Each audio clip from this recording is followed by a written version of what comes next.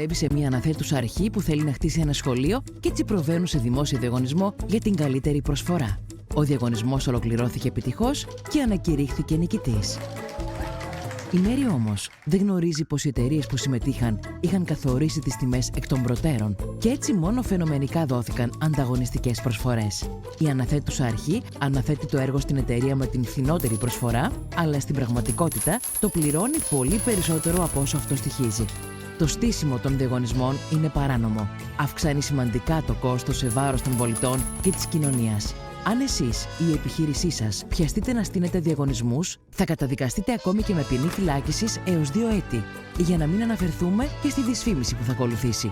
Αν έχετε εμπλακεί σε μια διαδικασία νόθευσης διαγωνισμού και θέλετε να αποφύγετε τη δίωξη, απευθυνθείτε στο πρόγραμμα επίοικιας της Επιτροπής Ανταγωνισμού. Αν ως υπάλληλος της αναθέτουσας αρχής έχετε πληροφορίες για νόθευση διαγωνισμών και δεν τις μεταφέρετε στην Επιτροπή Ανταγωνισμού, κινδυνεύετε με πρόστιμο ή φυλάκιση έως 6 μήνες. Μην μπλέξετε για χάρη άλλων. Πείτε τα στην Επιτροπή Ανταγωνισμού. Αν πάλι έχετε πληροφορίες για νόθευση διαγωνισμών, επισκεφτείτε την ιστοσελίδα www.epant.gr/BitRigAlert. Ανώνυμη παροχή πληροφοριών για αναθέτουσες αρχές. Επιτροπή Ανταγωνισμού. Ανεξάρτητη διοικητική αρχή. www.epant.gr και ενημερώστε μας ανώνυμα και εμπιστευτικά. Ξεσκέπασε τα καρτέλ. Ρίξε τις τιμές.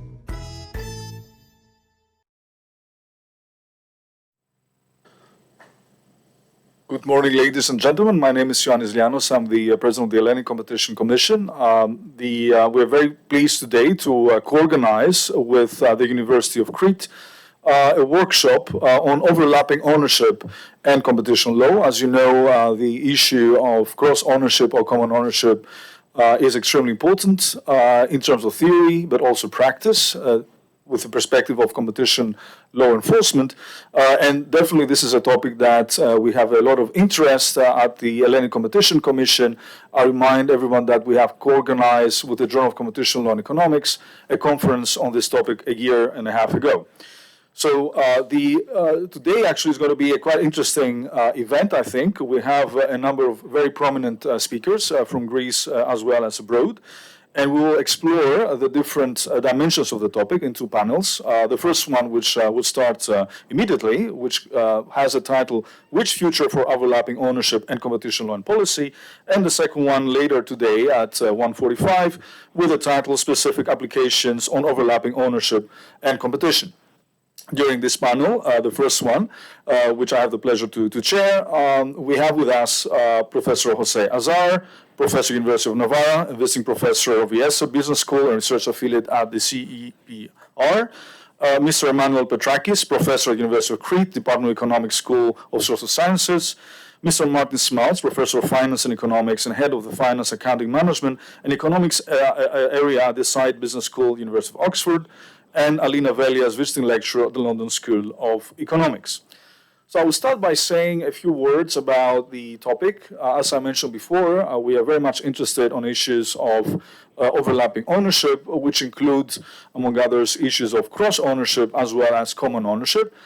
As you probably know, cross-ownership involves firms buying partial stakes in each other's shares rather than acquiring or merging fully, and a growing body of literature and legislative development are concerned with exploring and the regulating effects of these type of market competition. Let's give the following standard example. Suppose a firm A passively invests in firm B. This passive investment could cause prices to go up relatively to the case without passive investment.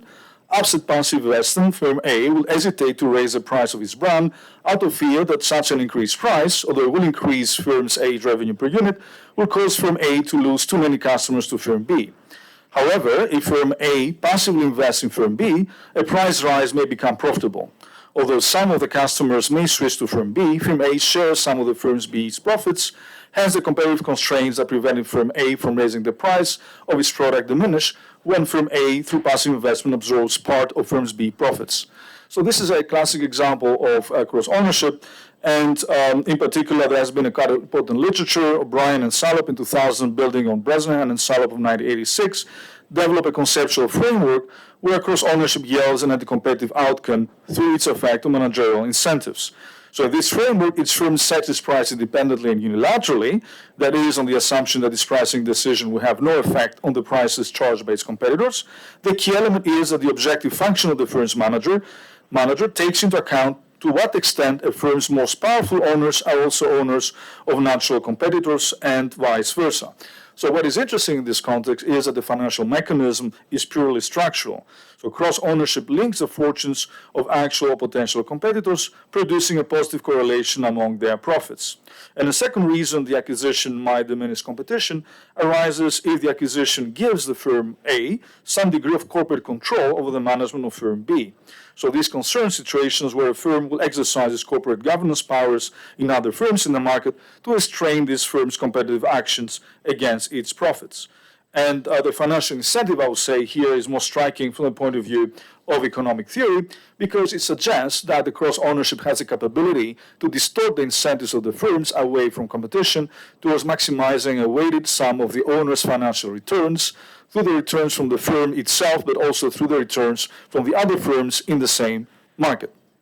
And in a way, and this is something that has very much occupied the competition authorities, in particular in the 2013 public consultation towards more effective EU merger control, there has been some discussion in the Commission staff working document entitled Towards More Effective EU Merger Control of these issues. Now, let's turn to common ownership. O'Brien and Salop 2000, again, building on Bresnahan and Salop, formulate how not only cross-ownership, but crucially also common ownership may give rise to the same unilateral effects to creating interdependence between individual firms' objective functions. But until recently, there has not been any conceptual framework for evaluating the common ownership effects on the market process described above. And this is why the work by José Azar, Schmalz, and Zabel attempts to fill this gap by developing a model of a firm behavior in an oligopolistic setting where the firm aggregates and shareholders' objectives, including the common ownership. So the framework poses the following premise: a common shareholder with equal shares in all firms in the market cannot benefit from competition and therefore will not encourage it. The mechanisms supporting this premise are hypothesized as follows. If one firm competes aggressively for market share, this share comes at the expense of other firms in the market. The decrease in revenues from the other firms is, however, greater than the increase in revenues for the aggressively competitive firm. For example, in the simplest version of a oligopolistic market, two firms, A and B, are of equal size. If A undercuts B's price to attract customers from B, it gains market share and many more products at this slightly reduced price. The average price on the market is lower, while the total number of customers remains the same. Hence, the effect on the total producer rents on the market is negative. Consequently, an investor holding equal-sized stakes in both firms A and B enjoys greater total portfolio, let's say profits, when the firm sets prices or quantities as if they were two divisions of a monopoly. The authors actually, in particular in their subsequent work, conclude that only separate owners have interest in aggressive competitive strategy. At least this is my interpretation of their work, so they are obviously here and absolutely fine if they want to add or correct what I just said. So note here that in this model, the economic incentives remain independent from any coordination or communication among the firms. So the basic anti-competitive effects arise from the fact that interlocking shareholdings diminish each individual firm's incentive to cut prices or expand output by increasing the costs or taking away sales from rivals. And also note here that the managers actively demanding reduced competition to drive up profit margins in the portfolio is not a single possible incentive. This is not a necessary requirement from this model. In fact, managers may be driven by the desire for quiet life. And this can result in omission to explicit demand or incentivize tougher competition between portfolio firms, while also leading to an equilibrium with reduced competition and sustained high margins. So there has been a lot of literature about the empirical, basically, aspects of this, empirical evidence of this research. I'm not going to discuss that. I mean, I think it's going to be an interesting discussion, also the theoretical perspective, but also empirical perspective by the various speakers. But of course, the work by José Azar, Schmalz, and Dept is extremely important with regards also to the empirical dimension of this project. Now, in terms actually of the various theories of harm that could be of interest for competition authorities, at least is my understanding of that. I think, we can think of different categories of theories of harm. So horizontal, unilateral, kind of uncoordinated theory of harm. So the idea here, the conceptual framework, is a shift from maximizing profit of an individual firm to maximizing the value of investors' portfolio. And of course, there are mechanisms of change of management incentives through the voicing of shareholder preferences, the voting on proposals, important saying on the management appointment or remuneration or informal communication, as well as underinvestment into corporate governance.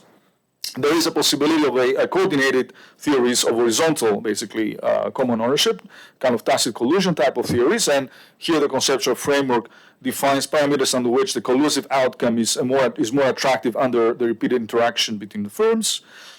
We actually have, obviously, transparency, the idea that the presence of common ownership is a factor that potentially lowers the symmetry of information, leading to easier coordination or maintenance of a collusion. And we have situations where also vertical common ownership might be a problem when it leads to foreclosure in vertical market structure. So, for instance, commonly owned firms in different sectors being more likely to trade with each other, excluding others, thus boosting the profits through, for instance, some form of margin squeeze. Now, of course, there's been quite an extensive discussion on this issue. There's been a lot of criticism by a number of people. Different types of criticisms have been put forward. First, the appropriateness of the choice of the measure of common ownership, this modified HHI, methods of empirical estimation of the effects of common ownership on prices, whether a common owner's portfolio can benefit from a firm pursuing a non-competitive strategy, the mechanism linking common ownership with a reduced incentive to compete. Issues of both methodological concerns, which have called for improvement of the models and estimation techniques, but also more generally, ontological issues about if this is really an issue that is problematic per se. So I'm not going, obviously, to discuss more these different criticisms. I think the idea of this first panel will be to somehow examine a little bit this perspective.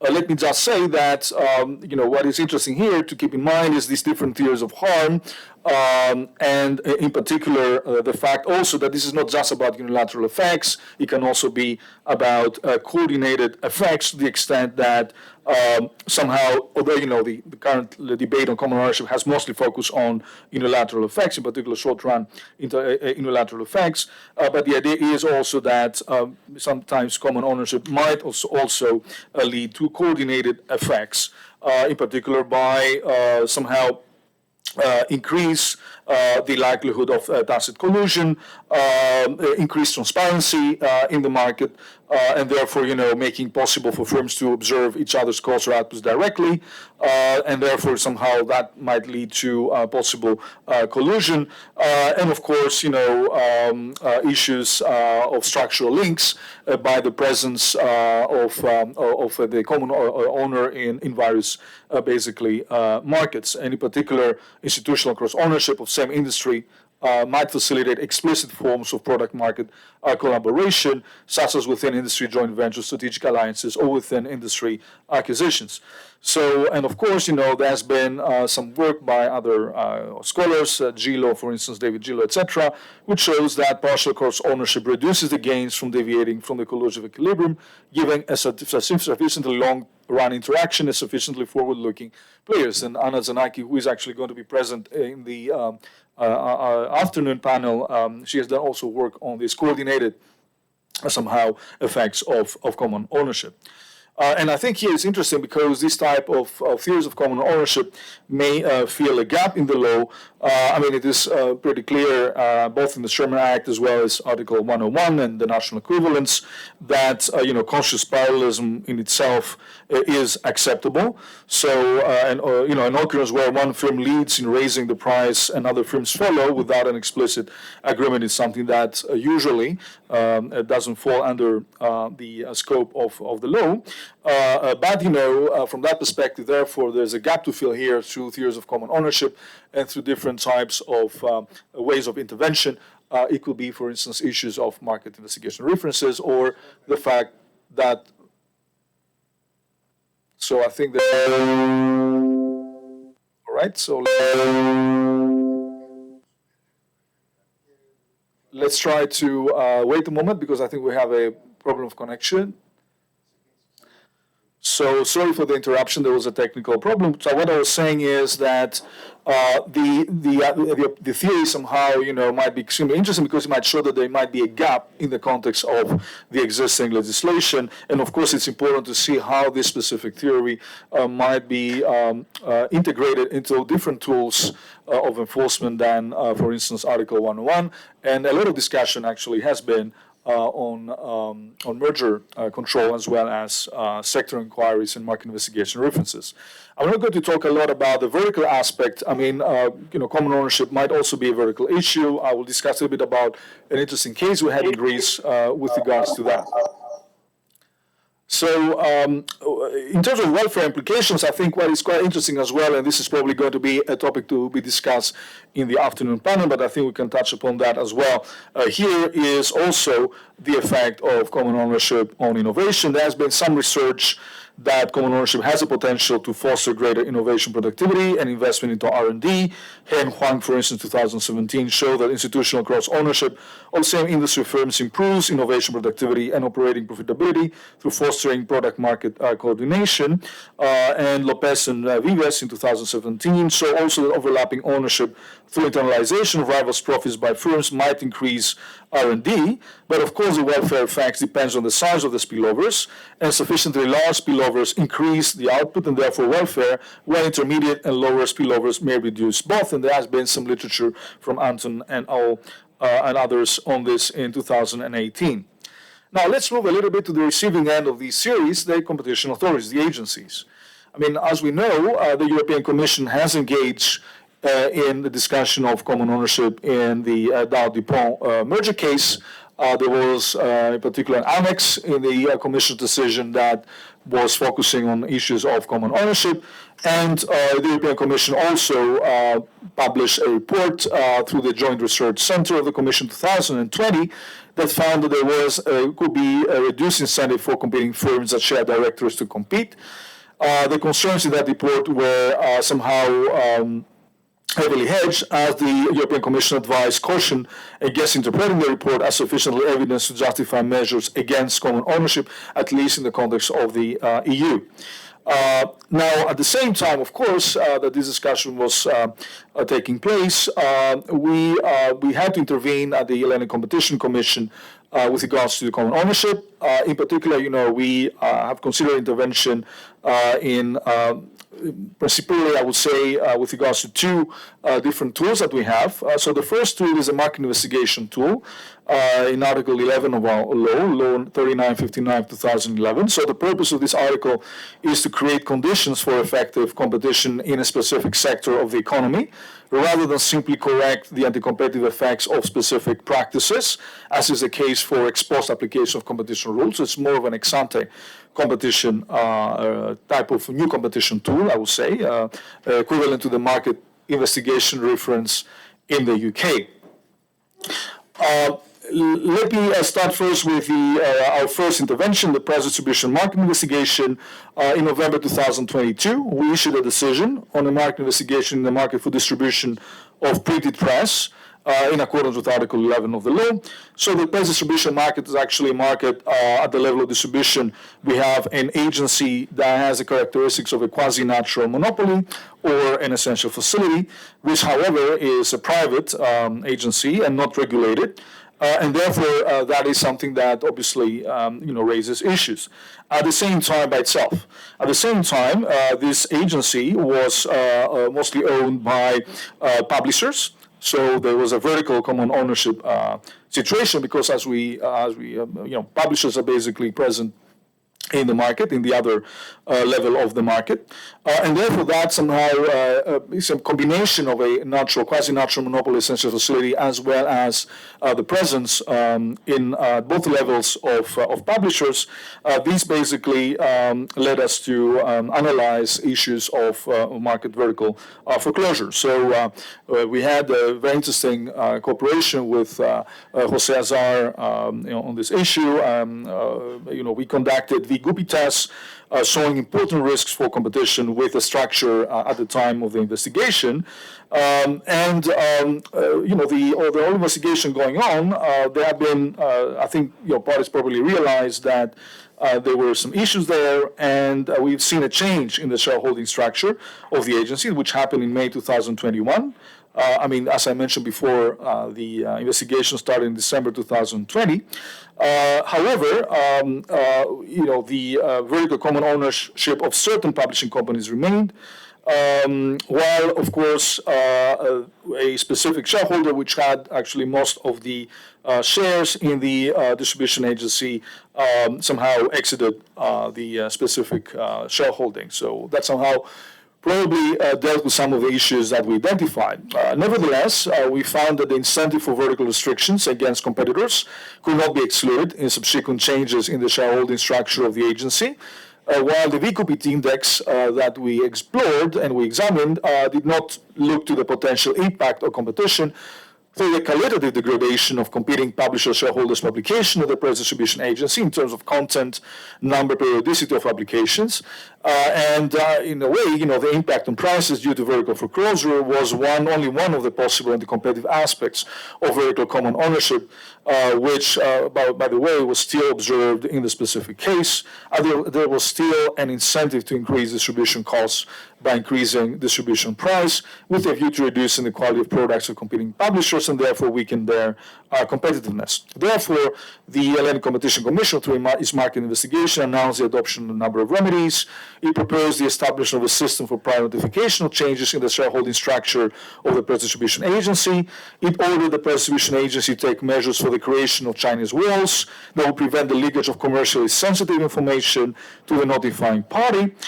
With regards in particular to the commercial policy of the press distribution agency, it required the establishment of the advisory committee with the participation of representatives of all stakeholders involved in the entire value chain of newspaper distribution, with an advisory and consultative role in the proposed commercial policy of the press distribution agency, and it appointed an ombudsman to monitor compliance with the measures imposed by the HCC decision.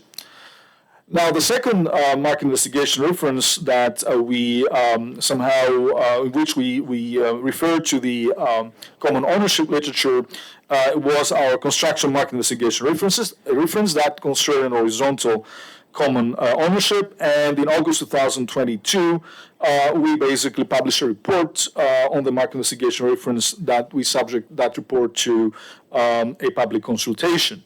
Now, I'm not going to be able to talk a lot about this case because the final decision has not yet been published, but in a nutshell, the inquiry concerned the joint horizontal participation by a private equity firm in two of Greece's largest construction firms, and the whole idea was that this might lead to both unilateral effects but also coordinated effects which reduce the incentives for competition. In its opinion, the Hellenic Competition Commission proposed an array of measures intended to remedy the potential anti-competitive effects, including the implementation of Chinese walls or codes of conduct for funds that had joint shareholdings, as well as an obligation to notify and assess the effects of any increase of 5% or more in the shareholdings of a company in the sector. But as I said, I'm not going to be able to comment on these on the final decision because this hasn't been published yet. Let me also say that contrary to the traditional literature common ownership, which has been focusing a lot on index funds, here we had basically a family fund to a certain extent that was specializing in a particular investments in a particular area, the construction industry. And I mentioned this with regards to the transmission mechanism element and the fact that, how, strongly active could be the passive somehow investors in and supervising the way the management in these companies basically works. Now, the second issue, the second type of intervention that might be of interest for which might be of interest common ownership type of theories is the mapping tool. And in a way, the Competition Markets Authority in the UK, in their report on the state of competition published in May 2022, have been looking systematically to issues of common ownership when competing firms were owned by the same companies. And in a way, we have the same ambition.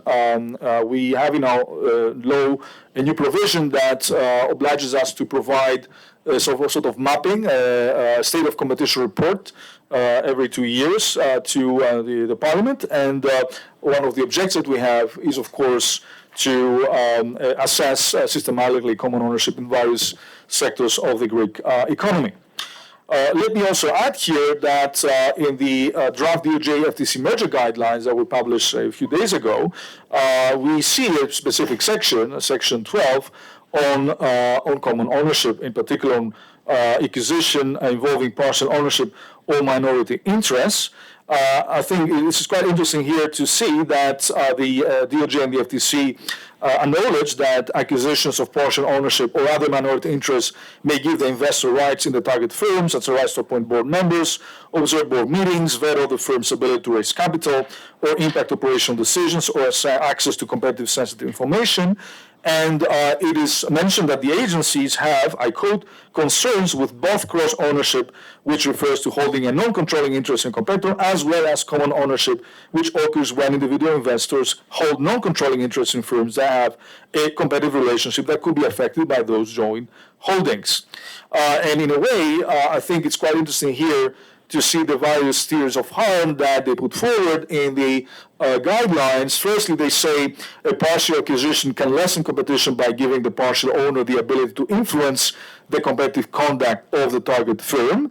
And in a way, as a mark that a non-voting interest may in some instances provide opportunities to prevent, delay, or discourage important competitive initiatives or otherwise impact competitive decision-making.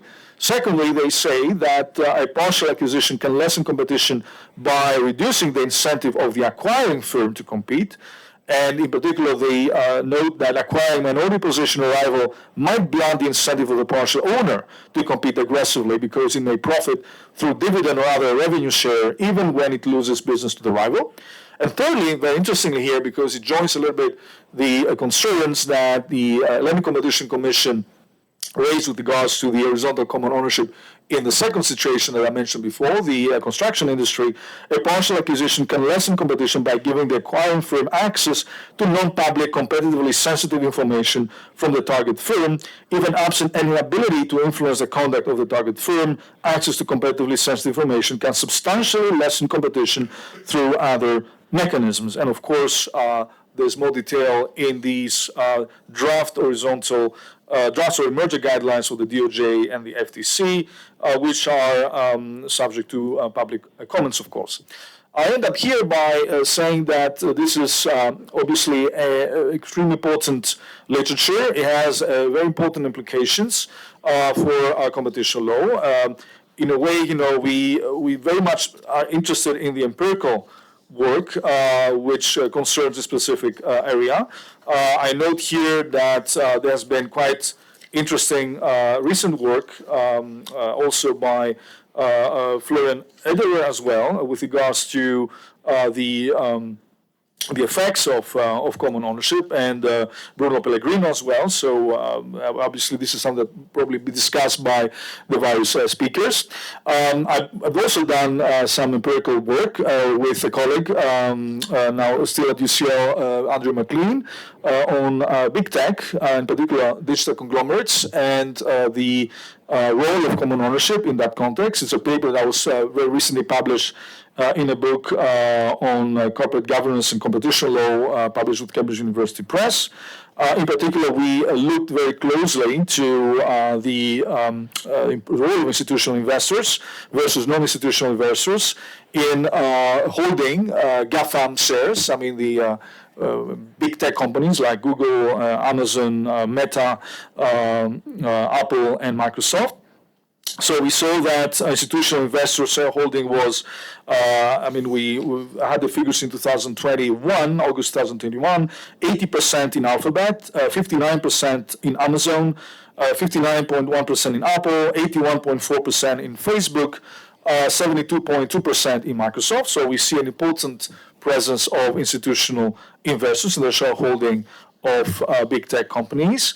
But interestingly here, and I think what is interesting, the big tech companies is the various types of voting rights that these investors have, and that might probably distinguish the situation of the big tech companies from other companies where you have this type of institutional presence, institutional investors' presence, is the fact that the voting rights are still with the founders. So, for instance, in Google, again with 2020 figures on the basis of the Securities and Exchange Commission 10K filings.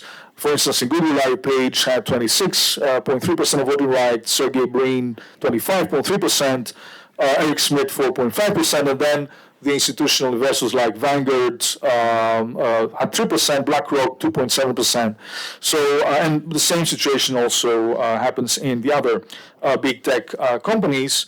And in a way, it's interesting here to look more closely to the implications of that type of common ownership.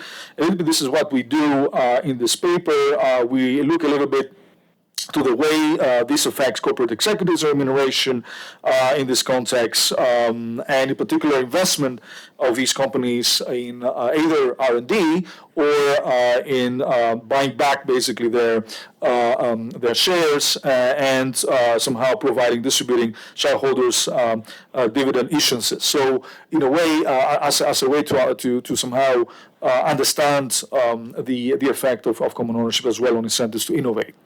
I end up here with my really long introduction, I think. So I move now to José Azar for his presentation. I think, José, you are online, so please switch on your camera and unmute yourself and share your presentation. We can start the discussion. Thank you, Ioannis, for the introduction and for inviting me to the panel. I don't know if people can see my slides. Yes, we can see them. I think if you just put it on, that's even better. Thank you. Great. Okay, so Ioannis already introduced the topic, so I'll do, I prepare some slides to also introduce, and I guess then there will be some discussion of this. So the question that Ioannis asked us to debate is, what is the future for overlapping ownership and competition policy? So the first question is, well, what is overlapping ownership and why could it matter for competition policy? Overlapping ownership, as most of you probably know, is when two companies have shareholders in common, right? So it's also called common ownership. And several papers, including work by Bacchus et al. And Hartford Genter and Leah, as well as my own, has shown that this has been on the rise since the late 20th century. And especially among publicly traded companies in the United States. So, and here we see a salient role of the big three, BlackRock, Vanguard, and State Street. So what's the story here? It's essentially the finance industry since the 70s and the revolution of modern portfolio theory has had the standard advice that everybody needs to, or the standard investment advice is to invest in index funds for retirement or in general for any kind of savings. And the idea is to buy a diversified portfolio that includes all the companies in the stock market at least, and potentially even companies that are private. Index funds were created to make this advice practical. And this has led to the growth of these giant three investment companies that are the biggest index fund providers. But I should say they're also among the largest active fund managers as well. For example, BlackRock, I think, has more than 1 trillion in active funds. But they're famous for the index funds, and that's their biggest chunk of their assets under management. This is expected to grow. So looking towards the future, I mean, I think this is just going to grow. For example, Dept and Hearst, 2020, they project that in 20 years, that is in 2040, what they call the giant three. The big three are going to become the giant three. They're expected to control 40% of the votes in the S&P 500 companies. So what happens when right now they control around 25% of the vote, between 20 and 25% of the vote in most S&P, if not all of the S&P 500 companies. What happens when it's 25? Maybe it's a little bit more iffy whether they have control or not. But what happens when they control 40% of the votes, right? Which gives them essentially a majority, given that many shareholders don't vote. So that's something to consider for the future. I mean, this is going to become more and more of an issue going forward, I expect. So why does this matter for competition policy? Well, the theory, and it's a very simple idea, is that if companies have partial owners, part of your ownership in common, that is a partial merger between the companies. So in a way, merger policy and competition policy have always taken common ownership into account. For example, they take into account mergers, which are a form of common ownership in which the shareholders are fully concentrated in the sense that they combine their holdings fully, and the management is common. So the companies are explicitly managed in common. It becomes more complex when we think about common ownership networks generated by investors. Why? Because first of all, the networks are much broader than a merger of two companies, so that can be more complicated. And because there is shareholder dispersion, and that means it's not clear how much the corporate governance can translate the incentives from the shareholders to the actual running of the companies, and in the end, the competitive strategies of the companies. So that's why this is an interesting question. But essentially, we've always taken common ownership into account. The question is, how much do we take into account dispersed common ownership, and how dispersed the common ownership can be before it doesn't raise any meaningful concerns? But given what I just said about Dept and Hearst, that it's going to go to 40% of the vote in 2040, and then the dispersion is expected to go down. I mean, and it's going to be more and more concentrated, especially in the large publicly traded companies. Okay, that said, because of this breadth of the network, I mean, it's important to consider intra-industry versus inter-industry common ownership. And here the theoretical effects are different, although intra-industry common ownership is the analog of horizontal mergers, and that's clear why it will be, unless it has efficiencies, anti-competitive. And inter-industry common ownership is the equivalent of vertical mergers, and those in principle may not be anti-competitive, but there are some cases where they could also be anti-competitive, right? But in some cases, they could be pro-competitive, at least in the baseline case. So there are two very different things. And when you have common ownership of broad sets of companies, each ownership stake is going to generate both intra-industry and inter-industry common ownership. So it's hard to disentangle the two. And then this broad common ownership stakes also lead to common ownership in labor markets, which is something that I've explored recently with UAQ and Aaron Sojourner in our empirical paper. I'll talk more about that at the end. So this is an example of common ownership. This updates Azar, Schmalz, and Teku, and it's from Azar and Vives. Basically, what it does is it looks at the top 10 shareholders of the main airlines in the US and calculates the bunch of voting power index for those shareholders. So what this shows is, first of all, there's many shareholders in common. Some of them are the big three. Some of them are not the big three, and they're shareholders that specialize in airlines. For example, Park Capital Management, which is a shareholder of Delta, Southwest, and United, and Alaska Air, and Prime Cap, for example, which is also a shareholder of Southwest, American, United, and JetBlue. But at the same time, BlackRock is a shareholder of all of them. State Street is a shareholder of all of them. And Vanguard, in this case, is not a shareholder of all the airlines, but I think it's in some of them.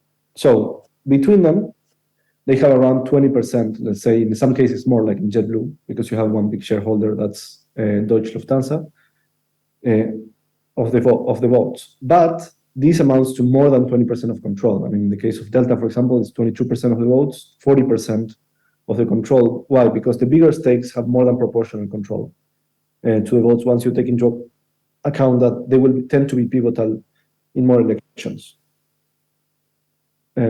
So the more concentrated shareholders, relative to other shareholders, are going to tend to be more than proportionally powerful within the companies.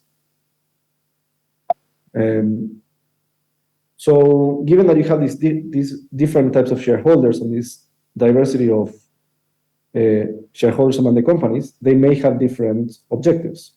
So this requires thinking about what's the objective of the firm when they have multiple shareholders. So the whole discussion here, in the whole debate in common ownership, can think of it as about the theory of the firm. I mean, it's about what does the firm do when its shareholders look like this, as opposed to having one big owner that only owns that company, is not a consumer, and wants to maximize profits of the company, right? So in practice, that's what happens, and they look like this. So then, how do you think about the objective of the firm? What's the objective of Delta Airlines when its ownership looks like this? What's the objective of JetBlue when its ownership looks like this? And one way of thinking about this question is by aggregating preferences through a voting model. So you could say, well, they have votes, and the shareholders that have more votes are going to have a bigger weight in the objective of the firm. So you can have various alternative models, such as, for example, a median voter model, in which you would have a weighted median, weighted by a number of votes of the shareholders, and the company would do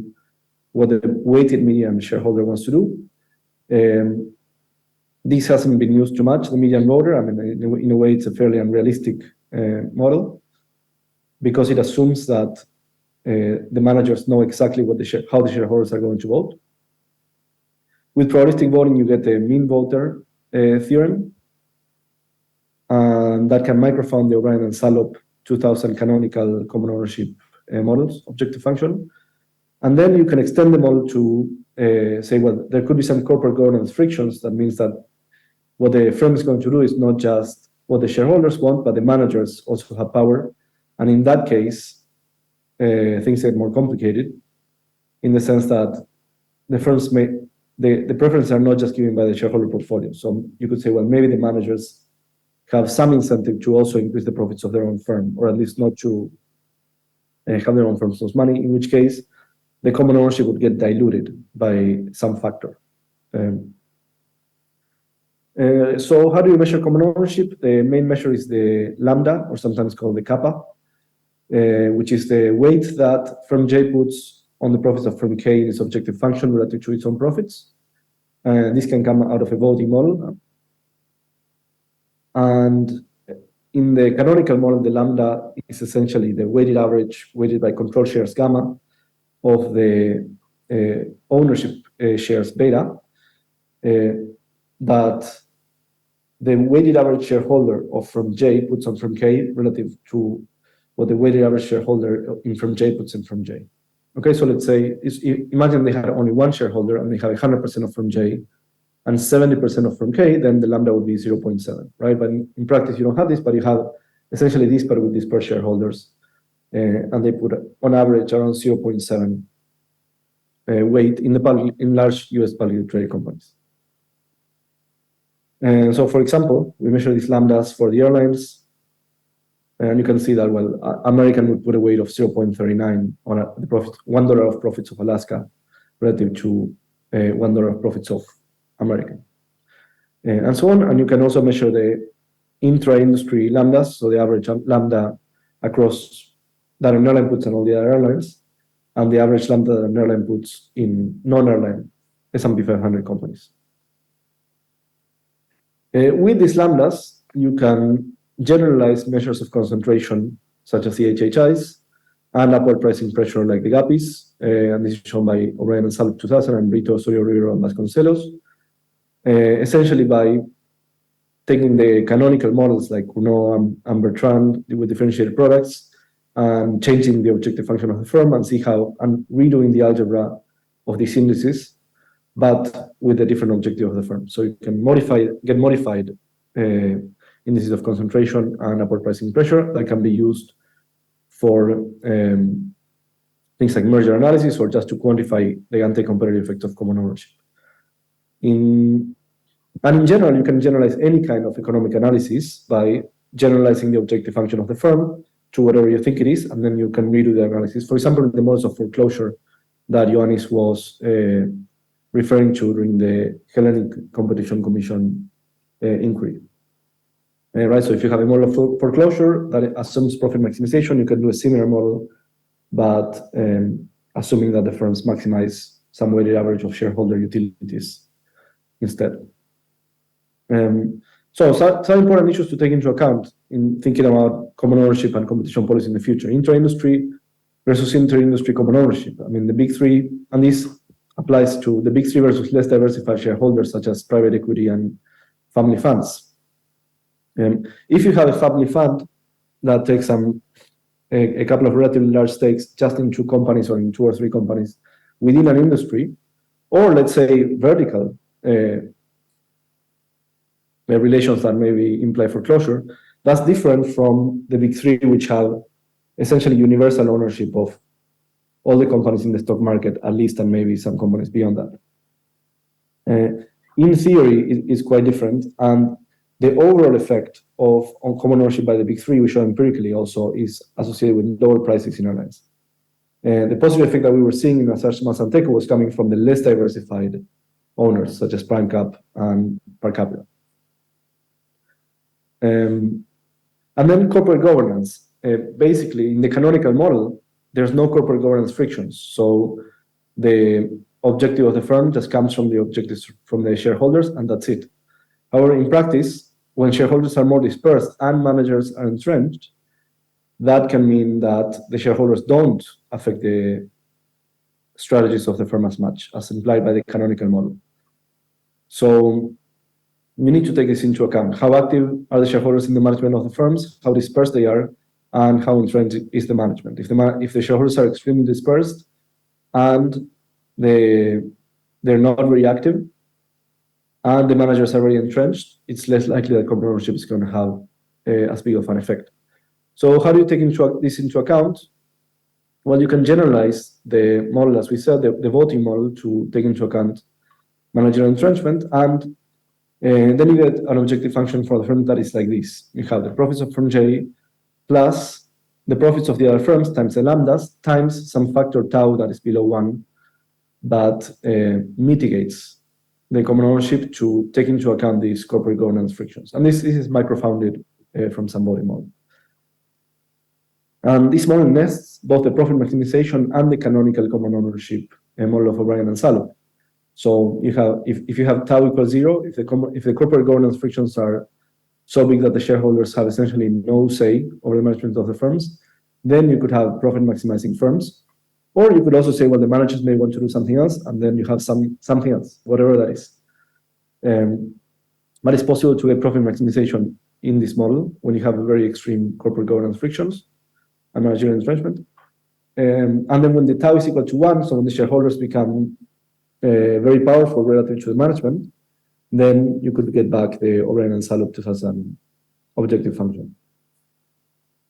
We estimate tau to be around 0.4 on average for the airlines. We're using a structural model with Ricardo Ribeiro. And we reject both the profit maximization and the canonical model, so that's important to know. But this is in a particular case using airlines for one particular set of years. It could vary case by case, so this is still an open question in a way. How much, if anything, do you have to dilute these common ownerships by some factor tau to take into account corporate governance frictions, and whether this is the right way to do it? In the sense that you can model corporate governance using many different models. I mean, here we have like a particular model of managerial entrenchment. So in practice, this means common ownership is not as bad as it would seem from looking at the list of top shareholders or the resulting lambdas, right? So the lambda of 0.7 among publicly traded firms on average would imply that there's some kind of economy-wide monopoly almost, at least among the publicly traded firms in the US, where the publicly traded firms are very important. Of course, not in Europe, where publicly traded firms are not as important.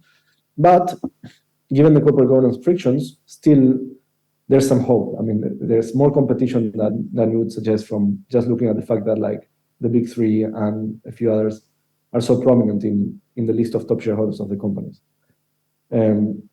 So here we estimate the lambdas from the shareholder point of view in panel A, in the top panel, and then the lambdas taking into account managerial entrenchment from our structural model estimations.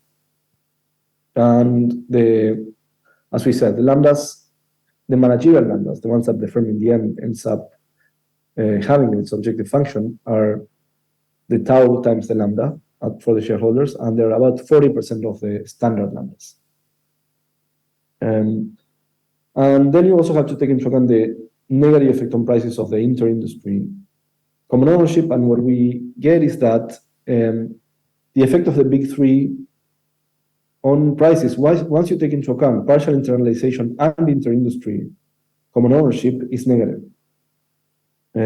Overall, there's a positive effect of common ownership on prices, but it's much lower than the effect that you would think by looking at the list of top shareholders of Hara, which will be 45% higher prices, which is the first number that you see there, 45.0817. That's the effect that you would see on airlines if you just say, okay, there's common ownership of the airlines. These are the lambdas for the shareholders, and we don't take into account either the fact that these are diluted by corporate governance frictions, and that there's inter-industry common ownership that has a negative effect on prices. So we say, okay, yes, if you had this, the difference between the oligopoly without common ownership and the oligopoly with common ownership would be 45% higher prices, which is huge. Now, that's not what we find empirically necessarily also in Azar, Schmalz, and Teku. So that's a bit puzzling. It's saying, okay, if you look at the list of shareholders, it's a bit alarming, and intuitively, right, when you see they have a very correlated shareholders at the top, in practice, we don't see such a big effect on prices in reduced form or in structural. And the reason for that could be that there's corporate governance frictions and that there's inter-industry common ownership. So once you take both of those into account, the overall effect on prices is more like 4%, so 10 times less. I mean, I think this is important when looking at the results from papers like Eder and Pellegrino, because they essentially are looking at the number, at the 45% number. And if you made these modifications, you may get something more like the 4% number. So the huge effects that they report are theoretical effects that essentially don't take into account partial internalization and inter-industry common ownership.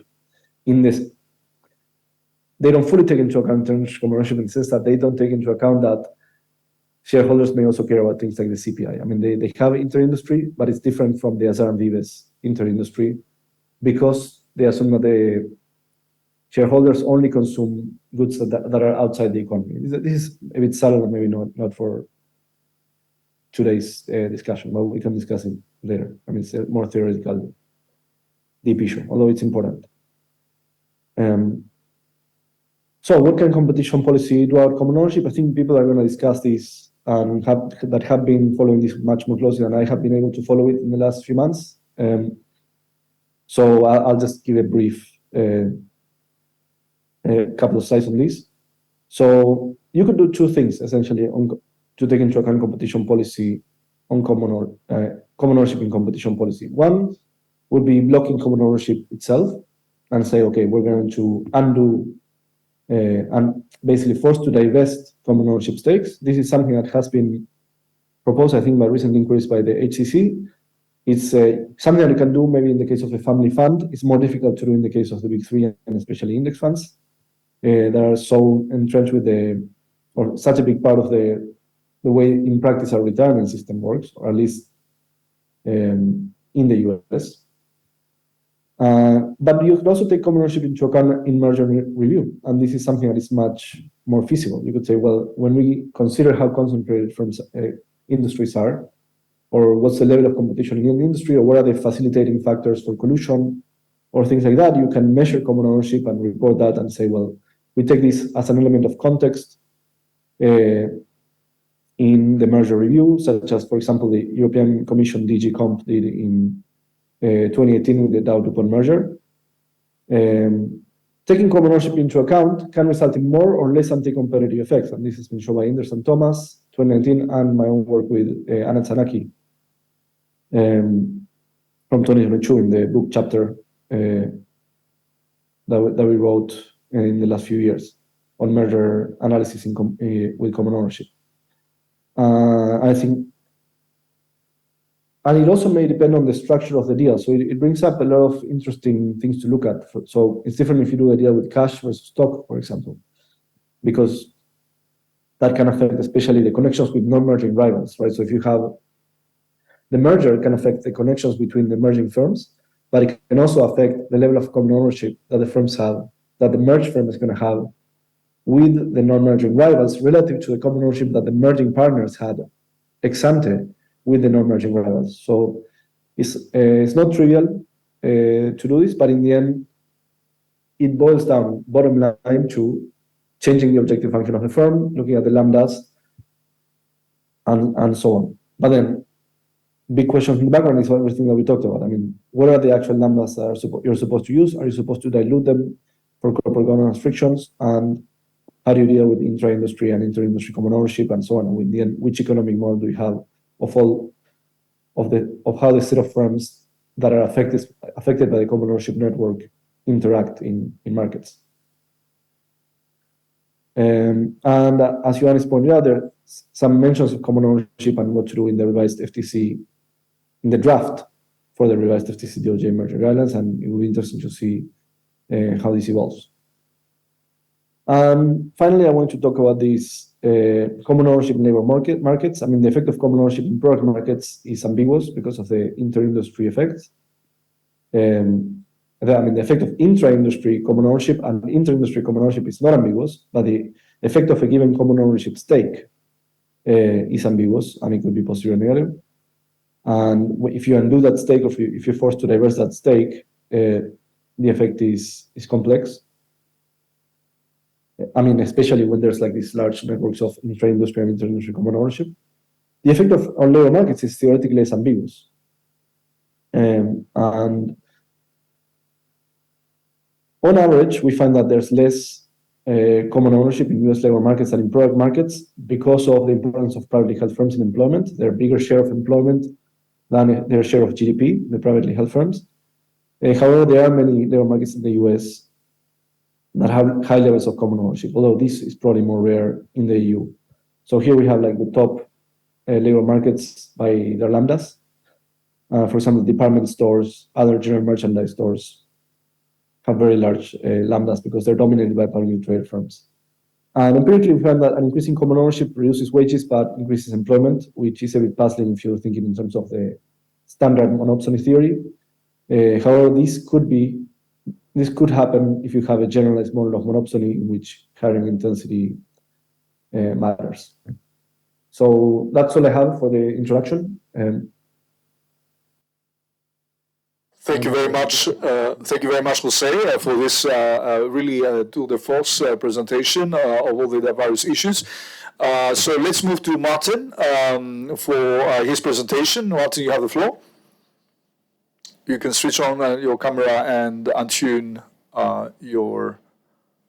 Thank you very much. Perfect. Yeah, we see you and we can hear you as well. And now we can see also your presentation. Excellent. So here we go. So thanks very much for having me as well. And I will make sure I'm not doubling my voice. Just a second.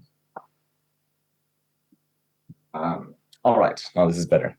So thanks very much for having me and for organizing the workshop to both the Hellenic Competition Commission and the University of Crete. I was asked to speak briefly about the theories of overlapping ownership and make comments on what they do and what they don't predict. And I think that's important for academics and enforcers alike. The academic motivation being that there is a burgeoning empirical literature on common ownership or horizontal ownership or overlapping ownership, however you might call it. But much of it, I would argue, lacks organization and simply makes claims about the findings they report being consistent or inconsistent with, quote unquote, the theory of common ownership without necessarily spelling out what that theory would be and which predictions that would be inconsistent with. So I want to shed some light on that and clarify that. I think it is important for policymaking and enforcers because the theories inform which evidence they should want to look for and should need to produce to convince a court of causal effects of common ownership on competition. So this is the motivation for talking about theory.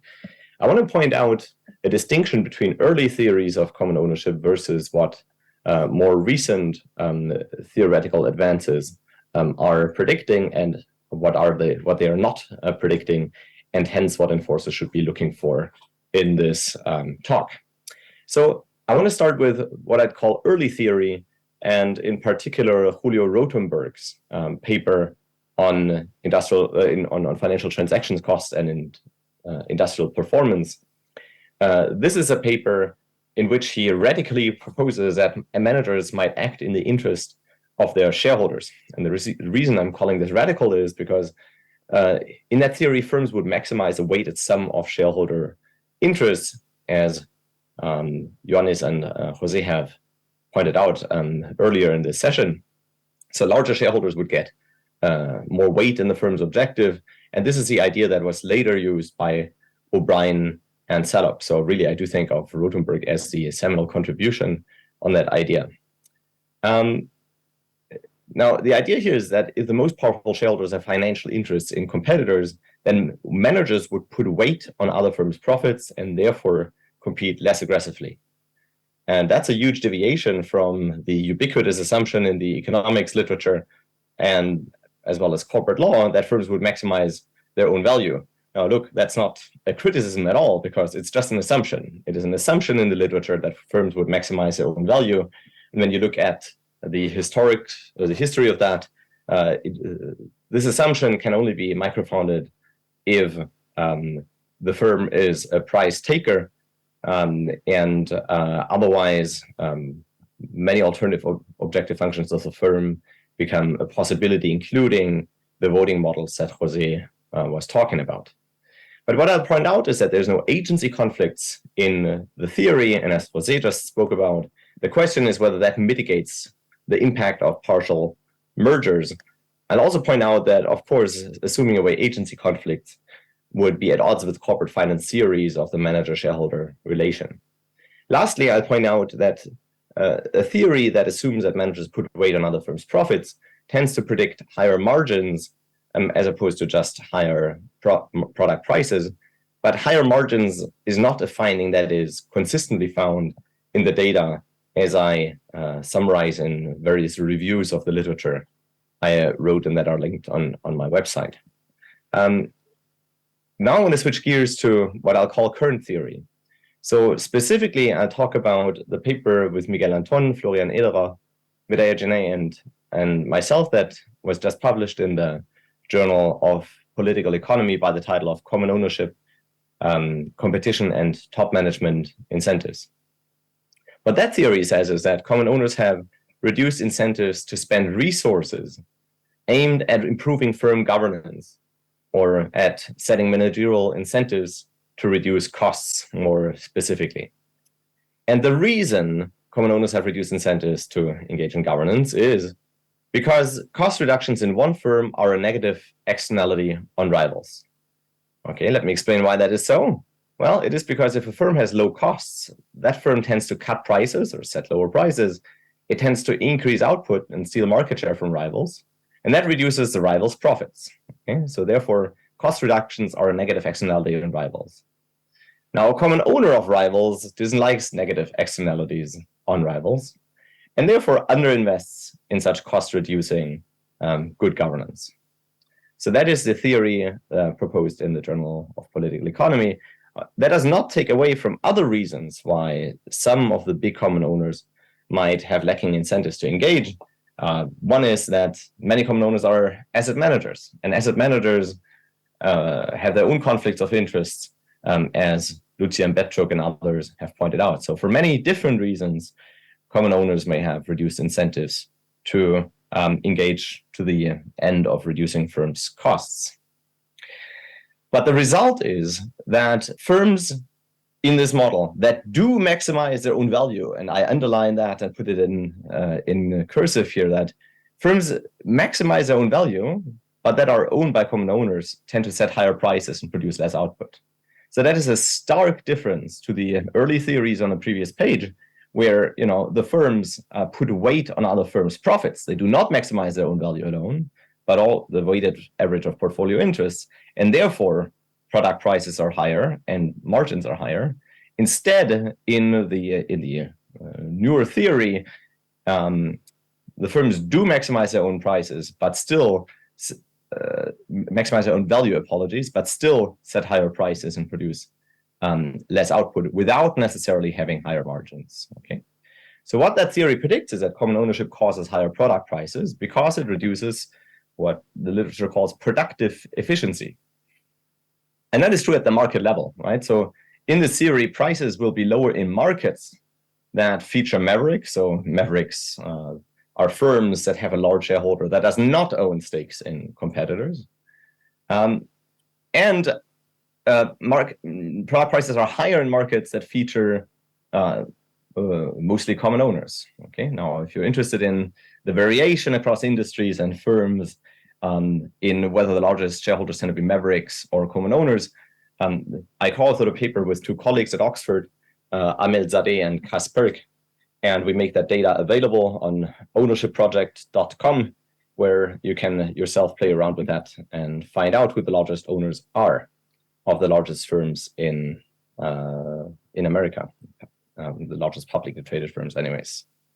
Okay, so common ownership predicts higher prices at the market level. It also predicts various other things the literature has documented, namely a negative correlation between market concentration and common ownership, and various other features.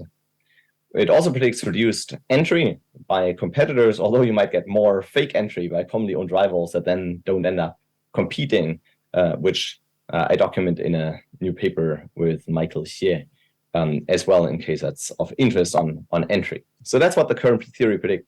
Here's a key thing. What the theory does not predict is any mention of collusion between firms. So this is a theory of unilateral effects. It does not predict coordination between investors. It does not predict active attempts by investors to reduce competition. It does not predict consciousness on behalf of any party. And here again, the key is it does not necessitate that managers' objective includes taking into account effects on other firms' profits. That is not necessary. One can stay with the old objective function of managers and firms and nevertheless get common ownership effects at the market level, as that theory just proves. The theory does not necessarily predict effects on profit margins, right? And the reason is that common ownership causes higher costs in the firm, therefore the firm sets higher prices, all right? So the prediction is on higher prices, but due to reductions in productive inefficiency, and the margin is not necessarily affected one way or the other. Now there's variations of that model in the appendix in which one can get margin effects, but the point is that those are not necessarily linked. What that theory also shows is that agency frictions need not mitigate common ownership effects. In fact, a mismanaged agency conflict can be the reason why common ownership causes higher product prices, as opposed to that being a mitigating factor. Lastly, the theory does not in any way predict that index funds are particularly important in either driving common ownership or in driving common ownership effects. Again, this paper by Amelzadeh, Kasperk, and myself notes how big or small the empirical contribution of indexing to common ownership is, and shows that actually quite a bit of common ownership is driven by active investors that just deliberately buy stakes in competitors, but not in vertically related firms, and thus drive within industry common ownership. Okay, so one need not make statements about these investors are good versus bad. One can make statements about these particular holdings by a particular set of investors drives common ownership versus not. Now, what all of that does not mean is, I'm not arguing that the firm's objective is in fact to maximize its own value. All that this JPE paper theory proves is that deviating from the profit-making assumption is not necessary for there to be common ownership effects. So this is just not something that competition authorities should be thinking too hard about, because you can get these effects one way or the other. The second is that the paper does not imply is that passivity is the mechanism by which common ownership causes higher prices. I'll show you a few examples of active interventions by common owners in just a moment.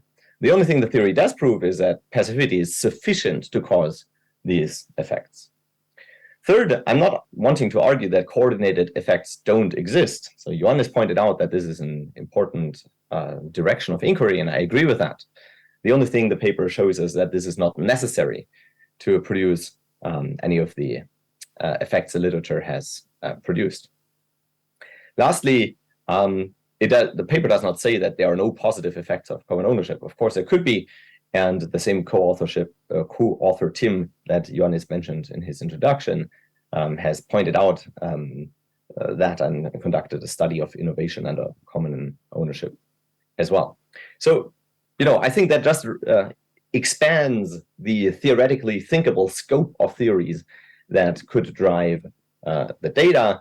The question remains, what is the mechanism? Now, my personal take is that the key mechanism is economic incentives. And so, in particular, it is the reduced incentives to engage to the effect of reducing corporate costs, which is very different from saying that there's a particular shareholder intervention with management that would be the importantly responsible mechanism. So what I want to emphasize is that this does not imply that more engagement by common owners would be the solution to the problem, right? So if one somehow got the common owners to engage more actively with their company management, that would not necessarily increase competition and decrease consumer prices. Instead, it would likely lead to an increase in profit margins, but without these benefits going to consumers. And the JPE paper has models in the appendix with that variation to point that out. Look, I also want to make sure that it is clear that aside from the old Rothenberg type theory and the newer JPE paper theory, other theories exist. José just mentioned his paper with Ribeiro, in which they assume and model and estimate the manager's empire building motives as well. So I'm not trying to argue that there is one theory that dominates them all. The point is just that the theory of common ownership that many of the empirical papers refer to does not, in fact, necessarily predict collusion or higher margins and so forth. And the message to enforcers is that lacking evidence of collusion or lacking evidence that managers put weight on other firms' profits or lacking evidence of higher margins and all these items does not, in fact, constitute evidence against the common ownership theory. And that's just a matter of proof and economic logic. So to just drive home this point and to finish my point, I want to offer a slight polemic on mechanisms. So number one is, if somebody asked me in an undergraduate econ class of what the causal mechanism is by which people tend to prefer jobs that pay more to jobs that pay less, everything else equal, what would I say? Well, I would say, like, look, the answer is economic incentives. That's just how people behave. Okay, and this is an economics class and not a neuroscience class. So I don't get to talk about the psychological or neurological mechanisms by which people act in accordance with the incentives that would be leaving the realm of economics. The second polemic I want to offer is Ignaz Semmelweis. As you all know, he's a guy who came up with the notion that there could be these nasty little beasts and animals that cause women to die after childbirth. But he had this theory that involved that if midwives wash their hands after visiting the morgue before helping with childbirth, that this would prevent childbed fever. And indeed, that was the case. And the guy ran experiments as well as one can do that. And when he instituted the midwives washing hands, this reduced mortality by 90%. But that was not enough to convince the medical community to adopt these practices for the simple reason that there was no solid theory behind it. The guy talked about, these nasty little animals that might be sticking on the nurses and midwives and doctors' hands, but that wasn't observable. So people said, look, we didn't observe the causal mechanism, therefore we don't believe it. And it was only after his death that there was a widespread adoption of the hand washing routine in the hospitals. It was really only until Louis Pasteur provided the theory by observing these nasty little beasts called bacteria. Okay, the third polemic I'll offer is on smoking. There's evidence since the 1950s that smoking causes cancer, yet the merchants of doubt and industry spokespeople prevented policy for more than 5 decades after the evidence was produced by the argument that no causal mechanism was observed. Now, I get to show up here as an Oxford professor, and at Oxford, the philosophy students do learn that causality is a theoretical fiction, so it is not something one gets to observe. One gets to observe empirical facts that might only be consistent or more simply be explained with a particular theory rather than another theory. But the causality itself is not an observable concept. So whenever somebody comes along and talks about observing a causal mechanism, you should keep that in mind, and just keep in mind that actually theory is important. And hence back to the motivation of why do I talk to enforcers about theories rather than empirical facts.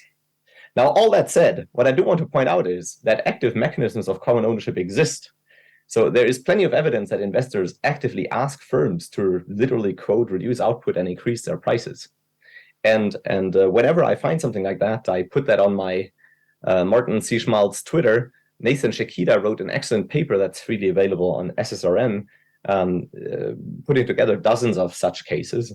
And I'm just putting a few here on the screen. Wall Street tells frackers to stop counting barrels and start making profits. And they just literally talk about how to change managerial incentives to reduce their incentives to increase output. During the pandemic, one got the drug makers urged by their investors to collaborate rather than compete on a vaccine. And this literally included putting competition aside for the greater good. Of course, not for the bad or a reduction in competition. So it is not that these mechanisms don't exist. All I want to point out that none of these are necessary for a theory of harm. And lastly, I'll re-emphasize that activist hedge funds and family offices of some of the world's richest people choose to become common owners of horizontal competitors, and hence common ownership is not driven exclusively by index funds. So the notion that competition authorities should turn a blind eye because we like index funds and don't want to touch them, I think is mistaken. All right, so to conclude, what I wanted to bring across is the simple point that common ownership theory does not require collusion, it doesn't require communication, it requires no observable actions, no consciousness. It also does not require a deviation from firm value maximization as the corporate or management objective. And the import to enforcers of this message is that the evidence they should look for is changes in ownership and changes in incentives to compete that come from the ownership. Bonus would be changes in outcomes, but the key evidence is really to collect the ownership data, as opposed to looking at any one particular mechanism that would implement the anti-competitive effects or incentives from overlapping ownership. Thank you very much for your attention. Thank you very much, Martin. Your presentation had it all. I mean, a little bit of proper, a little bit of Hempel, and with regards to your discussion about causation, and of course, raising some interesting insights with regards to common ownership. I was wondering, is the current situation of greedflation and the important rise of inflation linked to some form of common ownership? I mean, probably I tried to ask for a causal mechanism that doesn't necessarily exist, but in any way, I think very interesting remarks. So I will now give the floor to Professor Emmanuel Petrakis from the University of Crete, who is basically going to look to overlapping ownership, market power, and antitrust policy. Professor Petrakis, the floor is yours. Okay, thank you. I would say that my presentation is just an idiosyncratic reading of the existing literature, and I will start with some basic stuff. Let me see how it works. No, this way. Yes. Okay. We all know that perfect competition leads to Pareto optimal outcomes, and that the firm's market power reduces consumer surplus, social welfare, as compared to the perfect competition. And also, it seems that common ownership leads to firms having higher market power than otherwise. And hence, there is need for regulation and antitrust authorities to take care of these issues, because of market power leads to lower welfare. Now, many things that I have in my presentation have been already said in this session, but let me go fast about some things. When we are talking about common ownership, we can use O'Brien's definition that occurs when one or more owners of a company also own shares of one or more other rival companies. And this refers to situations in which individual investors own stock of competing firms, institutional investors do the same thing, or companies own stock of competing firms or of vertically related firms. And this last thing is called, usually called cross-ownership. So common ownership is a very important widespread phenomenon in all advanced economies. And it is on rise and from the 80s on.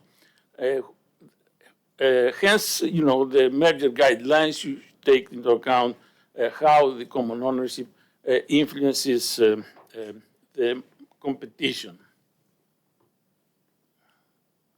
Oh, this the wrong way. Cross-ownership is important, and there are various types of cross-ownership, like partial cross-ownership. A single firm owns stakes in several other rival firms, mutual, where rival firms own stakes in each other. It could be horizontal among firms at the same layer of the supply chain, or vertical among firms that are vertically related, manufacturers and retailers, so on. In that last category, it could be forward, an upstream firm owns stakes on downstream firms, or backward, a downstream firm owns stakes on its suppliers. Hence, by this discussion, I think, and this is the title of the workshop, that we're talking about overlapping ownership and not common or cross-ownership. Overlapping ownership is a better term. Maybe overlapping shareholdings is even better, but that's to be decided. Come on. Now, an important issue here in the common ownership and overlapping ownership is the control rights. There are non-controlling or passive situations where the investor has no control over the strategic decisions of the firms in which she has stakes. They are controlling, on the other hand. They have full control over the strategic decisions of the firms in which she has stakes, but an important intermediate and more realistic case is with partial control rights. So the investors indirectly influences the firm's manager's decisions in various ways. We have already mentioned that, by doing nothing, for example, by voting rights, by formulating the manager's incentives, and so on. With the partial control rights, an institutional or an individual investor can influence the manager's behavior by various ways. Hence, the managerial objective changes. In some sense, as I see it, we go away from the classical profit maximization, and we enter into the so-called delegation theory. And we have to look at it in this way. So there are various examples. I mean, this is an extract from Azar and Vives, where we see for the technological firms, the pharmaceutical sector, the airlines, and other industries that do have many shareholders of the firms. Here one can see that the big three have almost the same percentage of shares of various firms inside the same industry. And also that there are too many of shareholders. Some of them are block holders, some of them are smaller, and hence the formation of each one of these important firms in terms of shares is quite complicated. There are, of course, many real-world examples. I don't want to go into details here. With common ownership in the chemical industry, you can see here how the BlackRock has shares in Bayer, BASF, and Lund, the three major German chemical companies. Also, cross-ownership in the automobile industry. I don't want to go into details here, or cross-ownership in the music streaming business. What is interesting is that the coexistence between common and cross-ownership, and in the recent paper from Hughes et al., we can see that the links, the ownership links, amount in terms of common ownership to 31 to up to 40%, and in cross-ownership from 5 to 9%. This is important because you cannot separate common ownership from cross-ownership. Hence, it is important that the two things have to go together, common ownership and cross-ownership. But not only that, I mean, there are many examples of forward and backward vertical cross-ownership. There are some here in this slide, and hence the relation between suppliers and manufacturers has also to be taken into account. What else here? I mean, there are some more examples here. I mean, there is a paper in very recent one, 2022, which reports many cases, like almost 11,000 cases, where there are minority acquisitions in rival firms in 63 countries, and the shares are from most of them are 40%, and then it goes down. So this is a very widespread phenomenon, and also in all the Standard & Poor's 500 firms, there are a large proportion of shares held by the big three, the BlackRock, Vanguard, and State Street. This is institutional investors, and also pension mutual and exchange trade funds are having most of the shares of the publicly traded U.S. firm. So it's an important phenomenon. Now, before going to the research questions and some review of the literature, I would say how I think, I mean, that's the end of my presentation, how I think we should proceed. In order to get a good idea and some lessons from the antitrust policy, I think mapping is very important. And how I see the mapping is kind of, I don't know if it exists, but the way that I see it, that one should look at networks in various levels. So networks which are at least two layers, and relations between firms in each one of the layers and between layers should be links which are not 0-1, but depend on the structure of the ownership structure. So that's very important. One thing that's very important, how to create a mapping, because everything plays a role here. And also inside, which I don't see very clear in the theory, is the long-run effects of the common ownership. So these are two things that come to my mind. And of course, let me continue. What are the main research questions in this literature? I have put them as five questions. Does common ownership leads to anti-competitive outcomes and reduced consumer surplus and social welfare. That's important for competition policy, of course. What is the impact of large minority equity shareholders on firms' managerial incentives, something that have been already discussed so far? How minority equity shareholders form their portfolios, and what are the consequences for competition and welfare? That's also very important. And I have done some work on that, but let me not concentrate on my own work.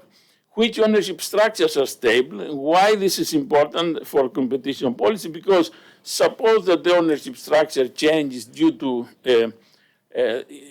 intervention of the competition policy, then of course the stability changes, the ownership structure is going to change, and maybe it's not a small change, but a very large scale, very large change, and in that case, one should predict how the stability of the ownership structure is going to survive or not, and how antitrust guidelines should be amended to deal with potential anti-competitive effects of common ownership.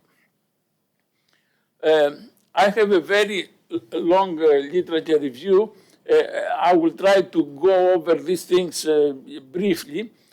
The old theory, we have already mentioned this old theory from papers like the ones that are mentioned in this slide, that common ownership and portfolio diversification can soften competition or even lead to cartel outcomes. This is a common ownership hypothesis. Even if it is partial or non-controlling, it leads to increase in prices and reduced consumer surplus. And this has to be taken into account from antitrust authorities. However, there are many other papers that go to one direction or the other direction.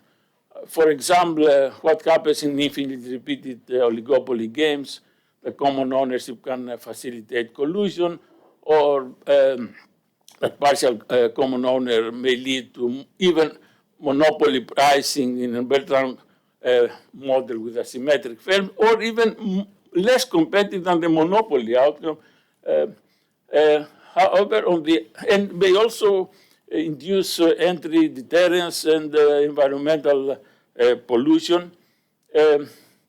However, here is the long-run image, let's say, of the influence of the common owners. There are various papers that basically say that the common cross-ownership, less overlapping ownership, can lead to pro-competitive outcomes when the competing firms take strategic decisions over long-run variables like R&D investment with spillovers or external effects, stochastic product innovation, transfer of knowledge to rivals, or licensing superior technologies to rivals.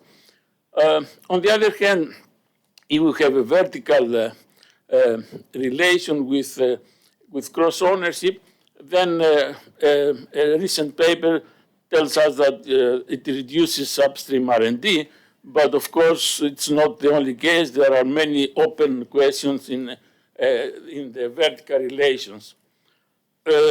Now,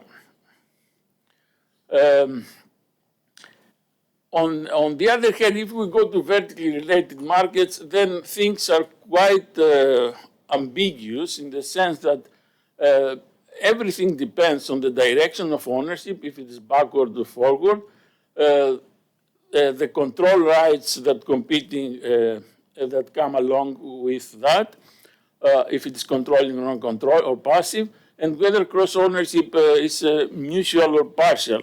Not only that, but the specificities of vertical relations, like type of contracts, disclosure of contract terms, and mode of downstream competition, all of this play a role, and sometimes it is pro-competitive, sometimes it's anti-competitive.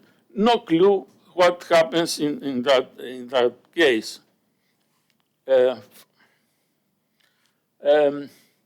Now, also,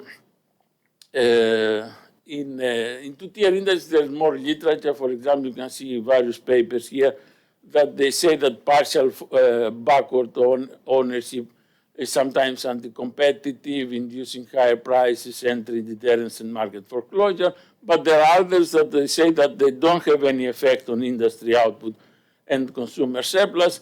And some papers that also, one of them I'm author, they say that there is the partial passive backward ownership could lead to pro-competitive outcomes with two-part tariffs, while it is not true with linear prices.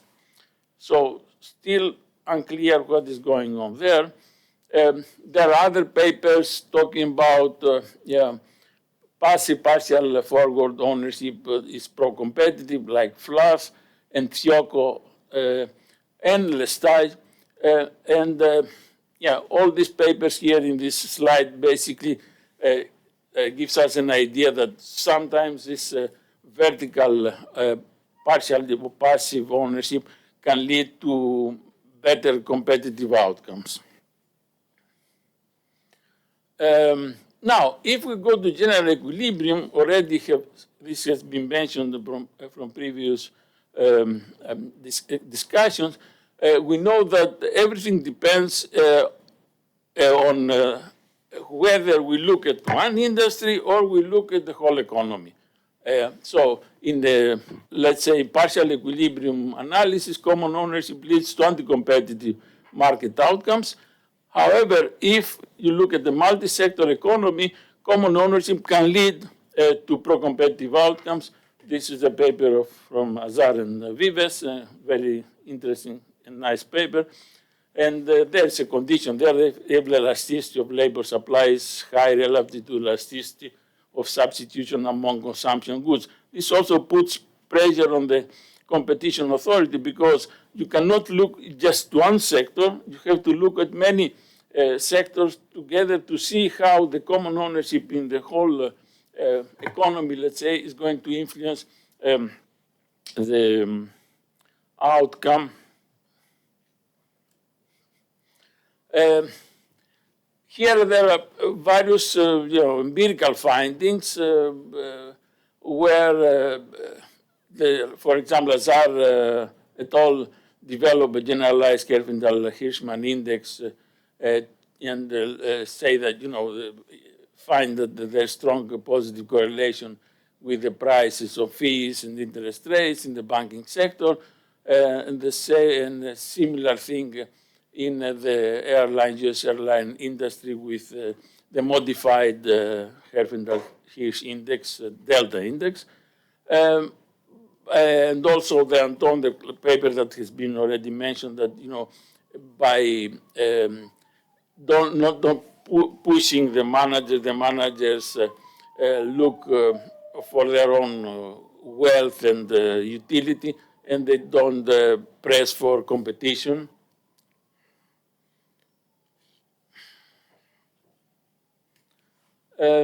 However, these papers have been criticized in the literature because they say that there are heterogeneity problems. There are also other papers that find no empirical evidence of anti-competitive effects of common ownership in the airline industry. Some small effects of common ownership on prices and quantities, but no effect on profits in banking sector. Or that common ownership by institutional corporate block holder leads to significant higher market prices, shares, not prices, which is obviously a situation which is not clear to which direction it goes. Again, no other paper, non-competitive effects, some higher price-cost margins. A very recent paper mentioned by José also, Azar and Vives, 2022, where they empirically find that, if we're talking about intra-industry, yes, it is anti-competitive. If it is inter-industry, it could be pro-competitive. A paper from Gutierrez and Philippon, in US, an increase in common ownership leads to lower investments. That's important because we are talking about long-run effects. However, common ownership could induce more innovation and higher markups in high spillover industries, and this is in line with Lopez and Vives by Gibbon and Shane. So there are some experimental findings too which go towards anti-competitive effects. Let me pass through there. The managerial incentive, there's an interesting long literature which goes to different directions. I mean, Martin also mentioned about that.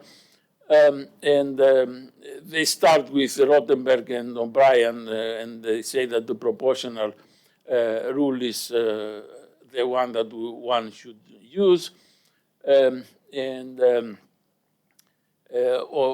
But some other papers give micro foundations, Azar, Brito, and blah, blah, micro foundations for the proportional rule, these lambdas,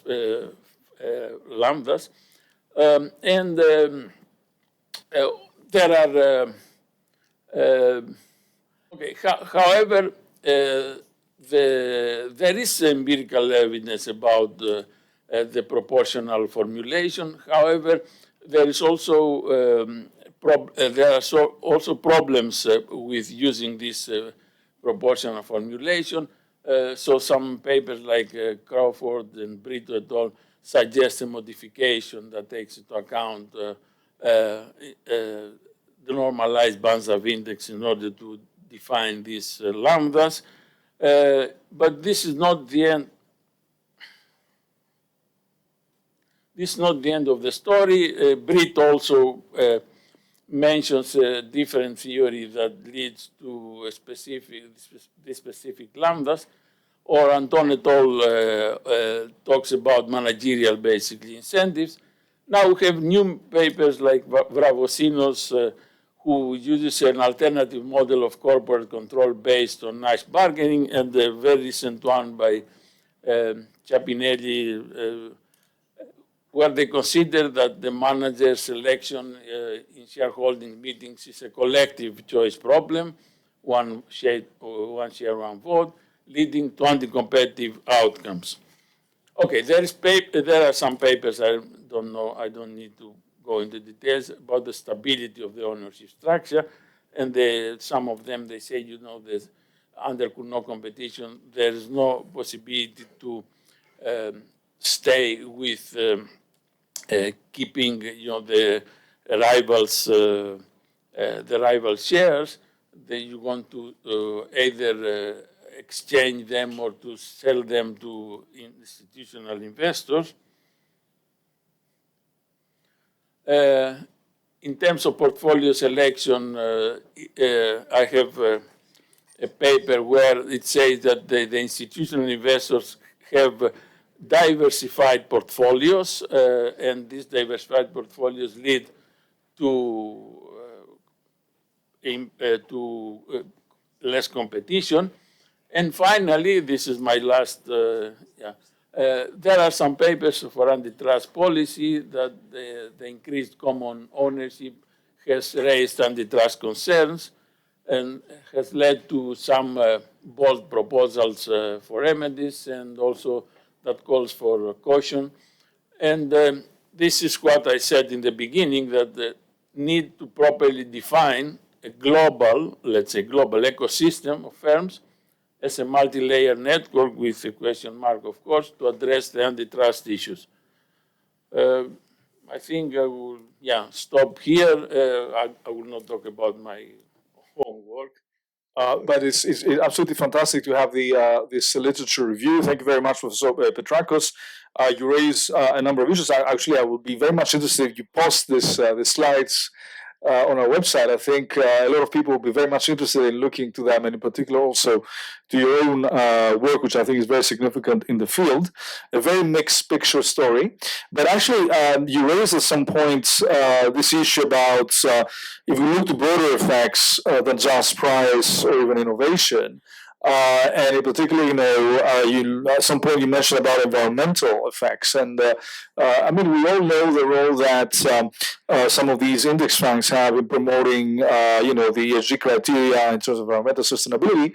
And I think here is a time for Alina Velias to come in, who has done some work on this issue, to share some comments on the way that the theory of common ownership might affect sustainability and environmental shareholding. Alina, the floor is yours. Thank you, Yanni. Let me just say that we might face some technical issues. There's some length in some interruptions. I mean, this is due to the fact that we have in Athens 43 degrees today Celsius, so and we're all teleworking and obviously using our air conditioning facilities, so that affects probably the system. My apologies for that. Alina, the floor is yours. So this is a very topical technical issue, really, because there is only one remaining point that I wanted to add to what the speakers before me have already explained in multiple detail, and that's the potential of the effect of common ownership on the environment. Now, Martin has already mentioned that common ownership can have negative externality effects, for example, the spillover effects on the corporate governance and disincentivizing the company managers to, for example, pursue the optimal strategies to innovate, because basically you don't want to be, you don't have the incentive to perform better than the other company if you know that the other company is also not incentivized to perform better than you. As long as you stay equal, you're actually fine. And this is actually very topical for the environmental crisis that we're now facing. As Ioannis mentioned before, recently in Athens, we've been facing very extreme heat wave, as many countries in Europe have. There are wildfires all the way to Australia, and this is something that is alerting both the public and the decision makers and the policy makers. And this is something where we know that there is some nascent evidence in the literature on the common ownership.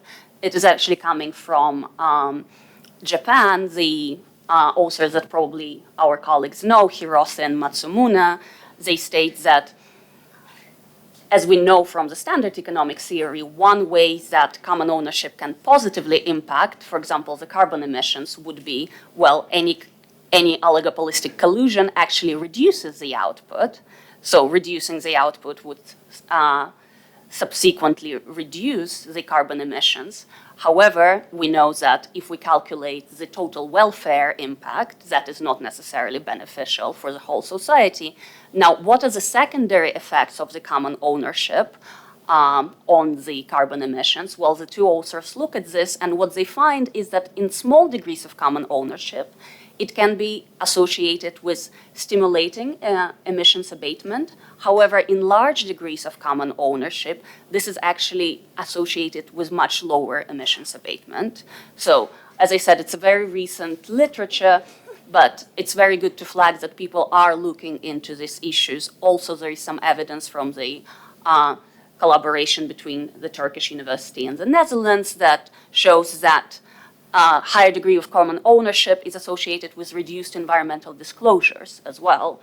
So, from one hand, now that we know it, what is a possible way forward? And on one hand, the scientists are already taking the approach of, for example, trying to nudge institutional investors towards more pro-environmental investment.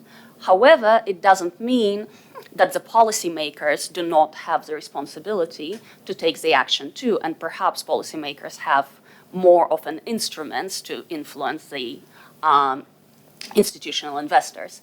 And what is the possible actions that policymakers can make? Well, one thing is that carbon emissions are something that is quantifiable. We have very strong environmental impact models that can quantify the impact of carbon emissions and other environment-related activity, and especially calculate the effect, not just current effect, but the effect on future generations, and take it with an appropriate discounting factor. This is something that can be quite easily incorporated into our models when we're calculating the welfare effects of common ownership. So this is something that, of course, conditional on the link between the common ownership and environmental impacts of the firms that are affected by common ownership is established. This is something that is quite easily quantifiable in the welfare models and could be taken forward when the policymakers are making their judgment on the degree of common ownership that should be allowed. And that's all from me.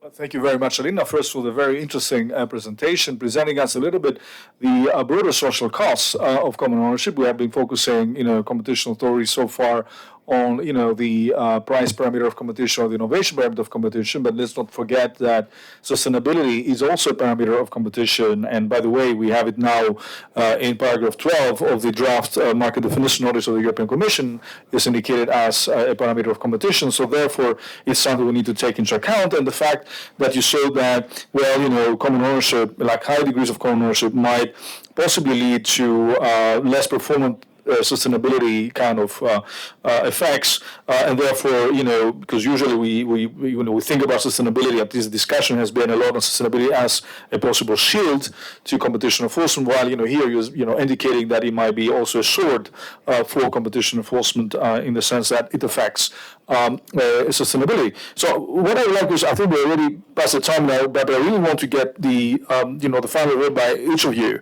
I will just ask you a question. I mean, as a competition authority, we have been listening to your discussions, the various papers going one direction or the other. We know the one hand or the other hand economist issue. What would be your advice to competition authorities with regards to these theories of common ownership, overlapping ownership? I mean, what should we do? And in particular, do you think that we will probably, it may make more sense to look to these type of theories at the level of industry or mapping, let's say market investigation references or mapping exercises, or actually to move also to integrate them into the merger assessment? It seems to be the case a little bit at the beginning. I think that it somehow slightly changed at the European Union, the European Commission, because obviously between Dipont and Bayer Monsanto there's been some kind of evolution. But then now we see also the draft DOJ and FTC guidelines. So I'll start again with the same order. José, and of course, please use 1 or 2 minutes, 2 minutes actually that you have to make comments, 3 minutes maybe, make comments on what your the other speakers mentioned. Please go ahead, Martin. José. So I think, thanks for your question. I think, yes, I think taking into account into merger control would be a good step. And I think the draft FTC guidelines are probably a good step in that. I think that as we discussed, it's still a very complex issue, and there's no consensus on how to do this, but at least taking them into account, and there's some assumptions that could be made here, and it would be complicated, is something that is feasible to do. And given that in general, merger control is a complex issue that requires assumptions. In situations where there's a lot of common ownership in the market, and this common ownership is intra-industry, especially, or is between vertically related companies in the same industry, I think it would be feasible to do this. And one big question here is how to take into account that all these corporate governance complications that we discussed, right? So I think that's something for the agencies to think about, in light of all the recent literature on this. And it's not an easy question, but it's something that I think would be good for the agencies to think about. I think that's 2 minutes. Well, thank you very much, José, and I'm sure you have many more things to say, and unfortunately we don't have much time. Martin? Yeah, so in case José spent less than 2 minutes, I'll spend 30 seconds more. No, that was a joke. So I think, sure. First of all, regarding inconsistent results or going one way versus the other, a few things. So first of all, it might well be that there are price effects in some industries, but not in others. I don't think that's a reason not to act. I think that's a reason to act in those industries where there are effects. I observe in this literature a tendency to make these broad statements about whether we have to get rid of indexing or whatnot, but instead completely ignore when in one particular industry, an activist investor buys up stakes in all the competitors. And I think that is just where authorities should go, industry by industry, instead of not doing anything because there's these big questions out there. Second, taking these studies in the literature at face value, many times they claim to be inconsistent with the common ownership theory, but the point of my presentation was that is actually not true, that there exist theories that reconcile, for example, the absence of margin effects with the presence of price effects. One can have higher product prices without having higher margins. And the literature just confounds these and leads to an impression that there's more contradictions or heterogeneity in the evidence than there actually is. The third thing I want to say about these studies is they need not all be taken at face value. The example is that almost all the studies in the finance literature use only 13F institutional investor filings of ownership. But this is entirely insufficient to measure common ownership. Why is that? Well, look, because we said that common ownership is some sort of measure of how much importance or how many financial interests the most important investors have in other firms. Okay. Well, if you only look at institutional investors, you would conclude that Facebook and Google have a lot of common ownership because BlackRock and Vanguard hold stakes in both of them. However, those are not the largest shareholders. The largest controlling actually shareholders are Mark Zuckerberg in Facebook and Larry Page and Sergey Brin in Google over much of the time. And they don't have large financial stakes in the rivals. So actually, once you take all shareholders into account, you would find a much lower level. And so in many of the studies that claim to find no effect of common ownership, they just completely ignore the largest and most important shareholders. So I don't think all of these studies have to be taken at face value. The last point I want to make is on the consensus on how to do that. So I clearly agree that, of course, there is no consensus on how precisely ownership affects firms, managers' objective. That is clearly true. But again, the point is that this is actually not something we have to figure out before acting, because also theories that do not require a deviation from firm value maximization explain the evidence. So I think there's a lot of questions in the literature which are academically interesting, but which I do not think are good arguments against going forward with enforcement. Thank you. Thank you very much, Martin. Professor Petrakis? Yeah, I mean, my presentation basically leads to, let's say, a conclusion for the moment that we need a better theory in order to understand what is going on. However, of course, the competition authorities should look at specific cases and see, from the data, from the analysis of these cases, and gives us a better understanding so that the theories produce better theories. That's important. So, of course, theory should progress as much as possible. It is almost impossible for the moment to have a panacea for a theoretical model that covers everything. And we need empirical work and also work from the competition authorities in order to understand how the theory should evolve in the future and have a better understanding of the influence of overlapping ownership. Now, I'm not sure that there should be guidelines incorporated in the merger guidelines. Maybe this is a completely different issue, and maybe there's in the competition authority should become a specific issue which goes in another category, not merger guidelines, but common or overlapping ownership guidelines. That's my understanding. And due to the fact that there are many other issues, like the one environmental issues, or issues that the merger guidelines do not address. And also we know from the theory that sometimes partial ownership or in vertical markets is even worse than vertical merger. Hence, is it, I don't know, I mean, just asking, is it a good idea to incorporate all these things inside the merger guidelines or have another chapter? Thank you. Thank you very much, and in particular also the fact that sometimes, a partial ownership, vertical ownership might be worse than vertical mergers is something also that we looked into our own pre-distribution investigation. Actually, we analyze that. Alina, Velias, a couple of minutes. Sure, thank you. I guess any researcher and academic would normally say, oh, what we do need is more research and collaboration with the authorities. But I also wanted to stress that I believe this collaboration can be mutually beneficial on multiple levels.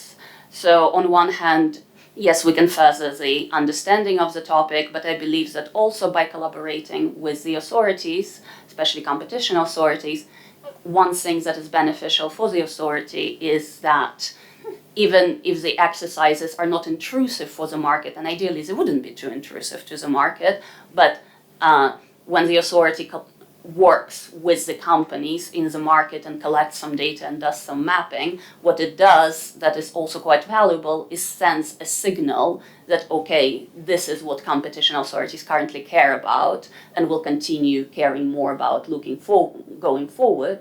And therefore the companies understand that, okay, they need to bring their corporate governance up to the global standards, even if there is no direct intervention from the authority. And I believe on this level, collaboration with the researchers and looking into the most recent advancements in the understanding of the mechanisms of in common ownership is particularly mutually beneficial. Well, thank you very much, Alina. It was a very interesting discussion. So we will interrupt for 5 minutes and we will move to the next panel chaired by the Vice President of the Hellenic Competition Commission, Mrs. Hara Nikolopoulou. So stay tuned. I come in the next 5 minutes for the specific applications on overlapping ownership and competition. Extremely exciting session chaired by Mrs. Nikolopoulou. Thank you very much to everyone.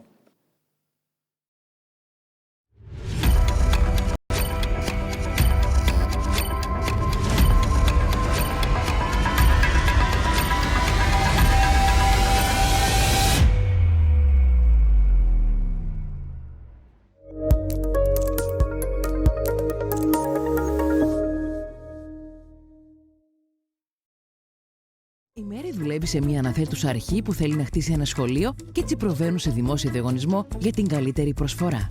Ο διαγωνισμός ολοκληρώθηκε επιτυχώς και ανακηρύχθηκε νικητής. Η Μέρη όμως δεν γνωρίζει πως οι εταιρείες που συμμετείχαν είχαν καθορίσει τις τιμές εκ των προτέρων και έτσι μόνο φαινομενικά δόθηκαν ανταγωνιστικές προσφορές. Η αναθέτουσα αρχή αναθέτει το έργο στην εταιρεία με την φθηνότερη προσφορά, αλλά στην πραγματικότητα το πληρώνει πολύ περισσότερο από όσο αυτό στοιχίζει. Το στήσιμο των διαγωνισμών είναι παράνομο. Αυξάνει σημαντικά το κόστος σε βάρος των πολιτών και της κοινωνίας. Αν εσείς ή η επιχείρησή σας πιαστείτε να στείνετε διαγωνισμούς, θα καταδικαστείτε ακόμη και με ποινή φυλάκισης έως 2 έτη, για να μην αναφερθούμε και στη δυσφήμιση που θα ακολουθήσει. Αν έχετε εμπλακεί σε μια διαδικασία νόθευσης διαγωνισμού και θέλετε να αποφύγετε τη δίωξη, απευθυνθείτε στο πρόγραμμα επίοικιας της Επιτροπής Ανταγωνισμού. Αν ως υπάλληλος της αναθέτουσας αρχής έχετε πληροφορίες για νόθευση διαγωνισμών και δεν τις μεταφέρετε στην Επιτροπή Ανταγωνισμού, κινδυνεύετε με πρόστιμο ή φυλάκιση έως 6 μήνες. Μην μπλέξετε για χάρη άλλων. Πείτε τα στην Επιτροπή Ανταγωνισμού. Αν πάλι έχετε πληροφορίες για νόθευση διαγωνισμών, επισκεφτείτε την ιστοσελίδα www.epant.gr/BitRigAlert. Ανώνυμη παροχή πληροφοριών για αναθέτουσες αρχές. Επιτροπή Ανταγωνισμού. Ανεξάρτητη διοικητική αρχή. www.epant.gr και ενημερώστε μας ανώνυμα και εμπιστευτικά. Ξεσκέπασετε καρτέλ. Ρίξτε τις τιμές.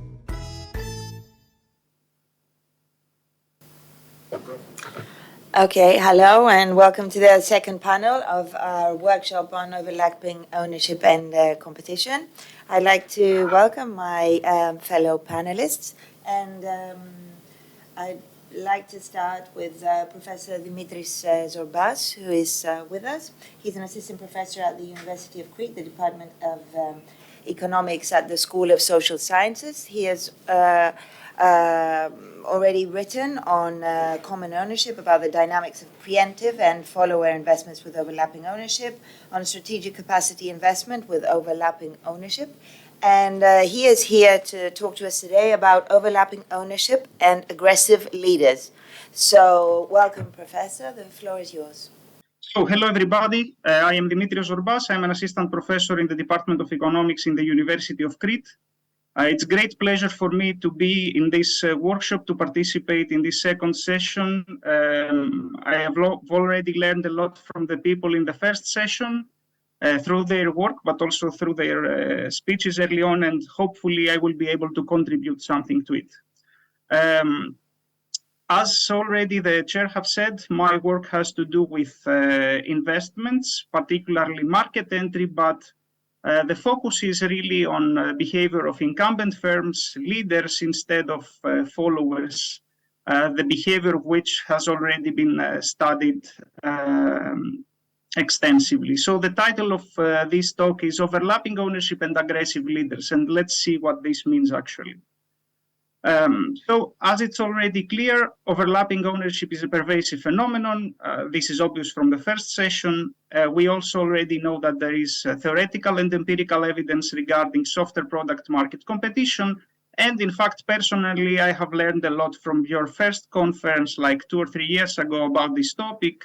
And I would like to just inform the audience that the footage is still available online and they can go and check that. I really learned a lot.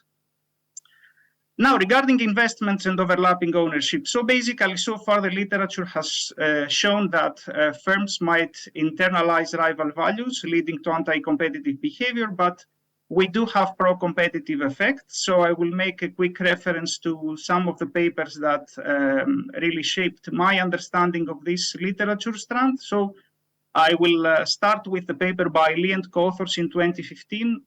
And that short paper actually shows very clearly how overlapping ownership can make potential investors in a market, potential entrants, stay out, in fact.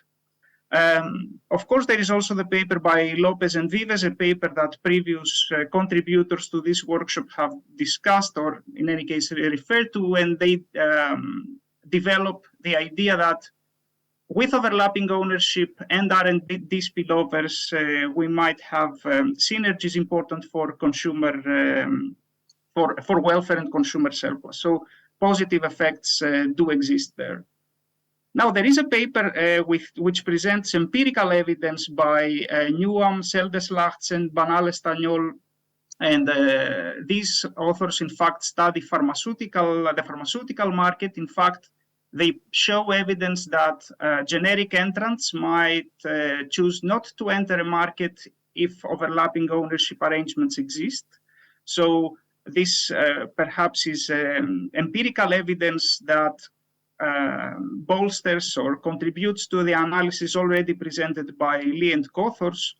And last, I would like to make a reference to the more recent paper by Vives and Vragosinos, a compatriot of ours who is already studying carefully this topic, who in fact study or analyze in their work free entry under Cournot competition. So there is already some literature discussing entry, providing evidence, theoretical and empirical, regarding positive and negative effects. So the literature is already rich and it's getting richer. And in fact, I also try to contribute to this. I already have 2 works on this field.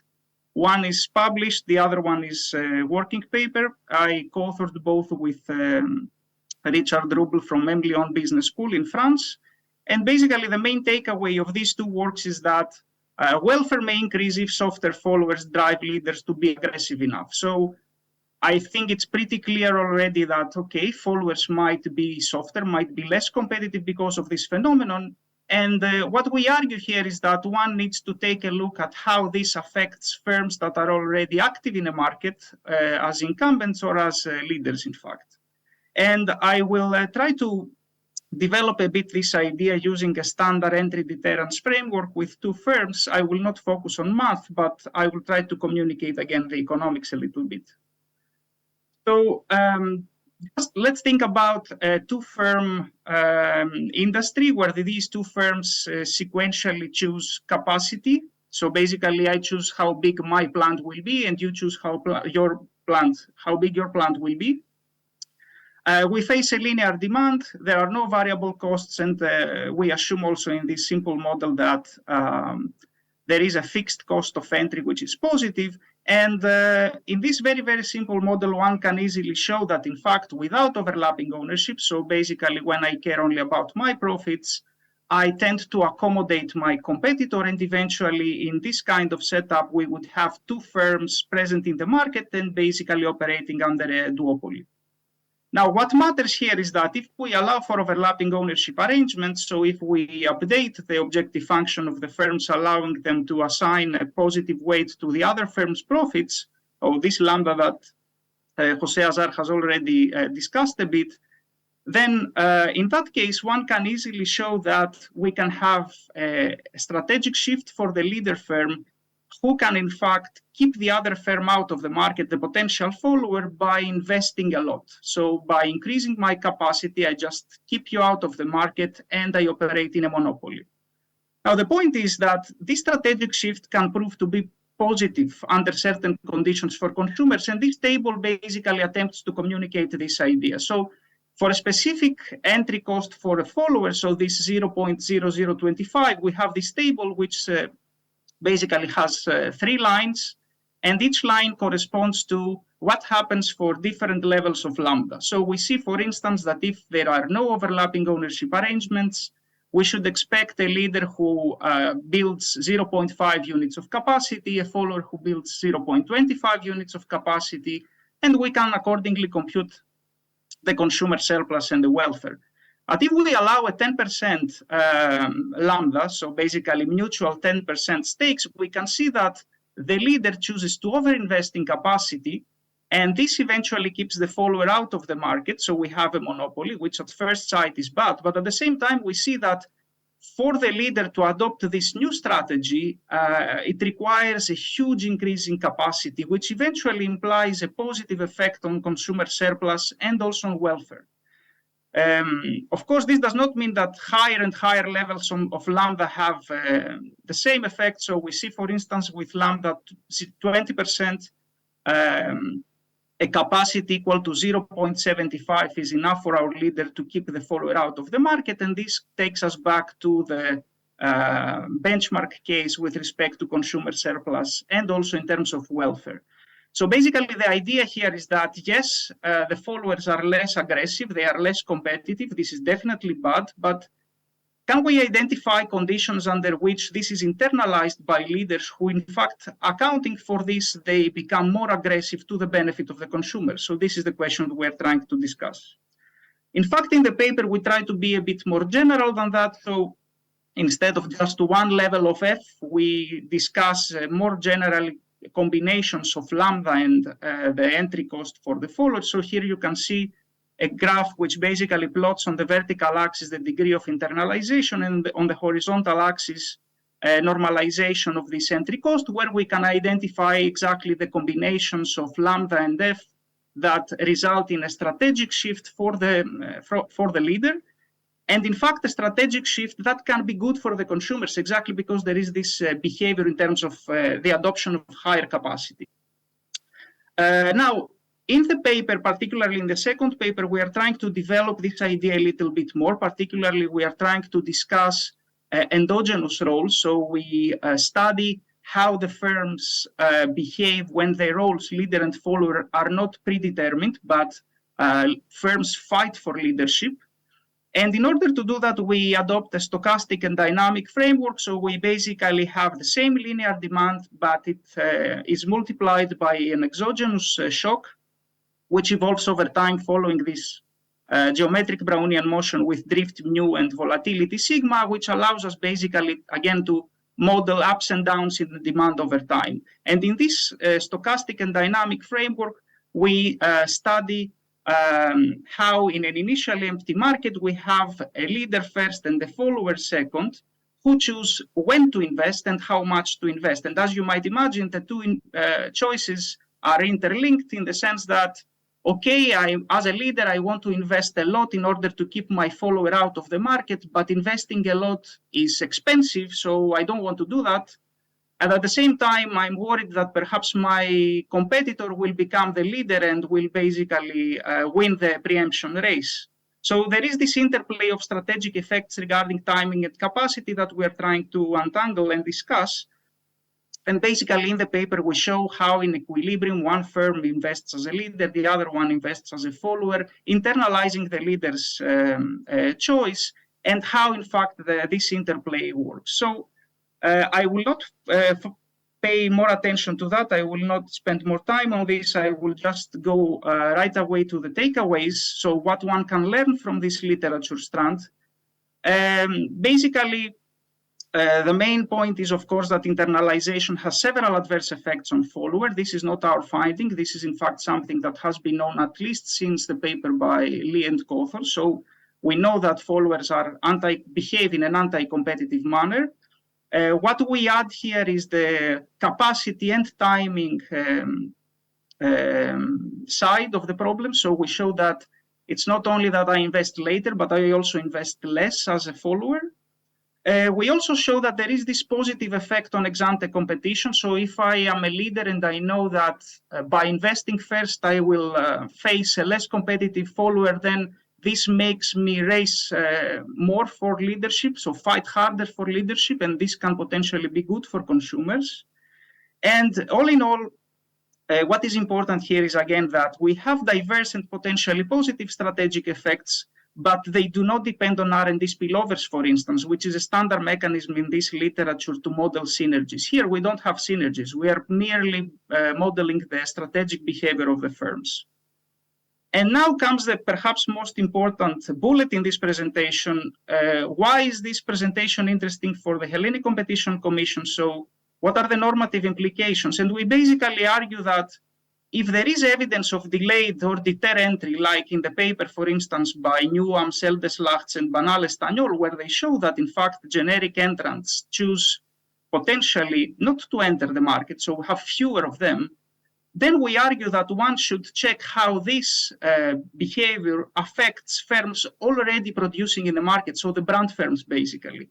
So the brand firms know that they will face less competitive opponents in the future. So does this mean anything for their behavior right now?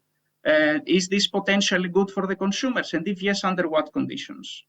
Of course, in the papers, we have a richer analysis. We discuss different points of this topic. So we discuss, for instance, the optimal level of internalization for the industry, for the society. We also identify an ambiguous effect of overlapping ownership on follower entry. So we identify conditions under which, in fact, followers become more competitive instead of less competitive. And we also, again, discuss in more depth and develop this idea of a pro-competitive strategic shift on the leader side. So basically, this is my presentation. Thank you so much for the attention. I'm looking forward to the next one and, of course, the discussion. Thank you. Thank you very much. Thank you very much. This has indeed been very interesting. I understand that our main takeaway is that welfare may increase if softer followers drive leaders to be aggressive enough. That is the takeaway as you've stated. Yes. Okay, that's very interesting. Thank you. So we're having a slight change in our schedule due to technical issues. The next presentation is going to be by Giorgos Stamatopoulos. He's the associate professor at the University of Crete, the Department of Economics in the School of Social Sciences. Thank you, and welcome and thank you for being here. He is going to talk to us about overlapping ownership and patent licensing. If my understanding is correct, the main issue that common ownership may lead to positive outcomes when it comes to patent development and patent licensing. So I think it will be quite interesting to see a positive result out of a theory that mostly focuses on possible negative impacts. So thank you very much. I think we are ready. Hi, thank you very much for the introduction. You're very welcome. The floor is yours. Thank you. I'm very glad to be here at the Hellenic Competition Commission. The title of the talk, let me slightly change it to make it more poetic. It's cross-ownership meets patent licensing meets welfare. So it's a joint work with Stefanos Leonardos, Emmanuel Petrakis, and Panagiotis Skartados, who are also here, and by myself. Give me a second to, okay, that's how it is. So it's a talk on overlapping ownership, of course. The specification is on cross-ownership. I'm sure everybody in this panel and the previous panel knows what that means. Cross-ownership means firms own shares of their rivals in the same market. As it is already pointed out already, in standard industries, cross-ownership has anti-competitive effects. What do I mean by standard industries? For the purpose of this talk, are industries without many features. Industries modeled as where firms compete in prices, and that's it, or where firms compete in quantities, and that's it. Models, markets without innovation, without product innovation, cost-reducing innovation, without R&D, without patent licensing. These are the standard industries where cross-ownership has been shown to produce anti-competitive effects. Now, many authors have built on these featureless models, let me call them, features like product innovation, as I said before, R&D, and so on and so forth. And the interaction between cross-ownership and any of these features could produce pro-competitive effects for cross-ownership. In this talk, we are going to introduce exactly one of these things, but something that has not been noticed before. We try to introduce technology transfer and patent licensing in a simple model and see how the interaction of patent licensing or technology transfer with cross-ownership can turn cross-ownership from anti-competitive to pro-competitive. Now, we are going to focus on theoretical industries where you have asymmetric firms, and by asymmetric firms, we mean here firms that differ in terms of their production technologies, and hence the need for patent licensing and technology transfer. We are going to assume, we are going to focus for simplicity on duopolies, and the other assumption is that the efficient firm, and by that I mean the firm that owns a better production technology than the rival, owns, for some reason, K% of the other firm. Now, in a simple model, as we already mentioned, the higher the K, the higher the ownership of the inefficient firm by the efficient firm is going to produce anti-competitive effects. Now, here comes the novelty of the paper. What happens if we introduce transfer of technology from the efficient firm, the firm that owns a part of the inefficient firm, to the rival? Will that produce something less anti-competitive? That's the story, the question. And why should we bother with licensing, patent licensing? For two reasons. Patent licensing, we see it everywhere in most industries in the real economy. Just to name few, chemicals, pharmaceuticals, computers, automobiles, and so on and so forth. In some of these industries, in many of these industries, licensing, patent licensing coexists with overlapping ownership, either cross or common.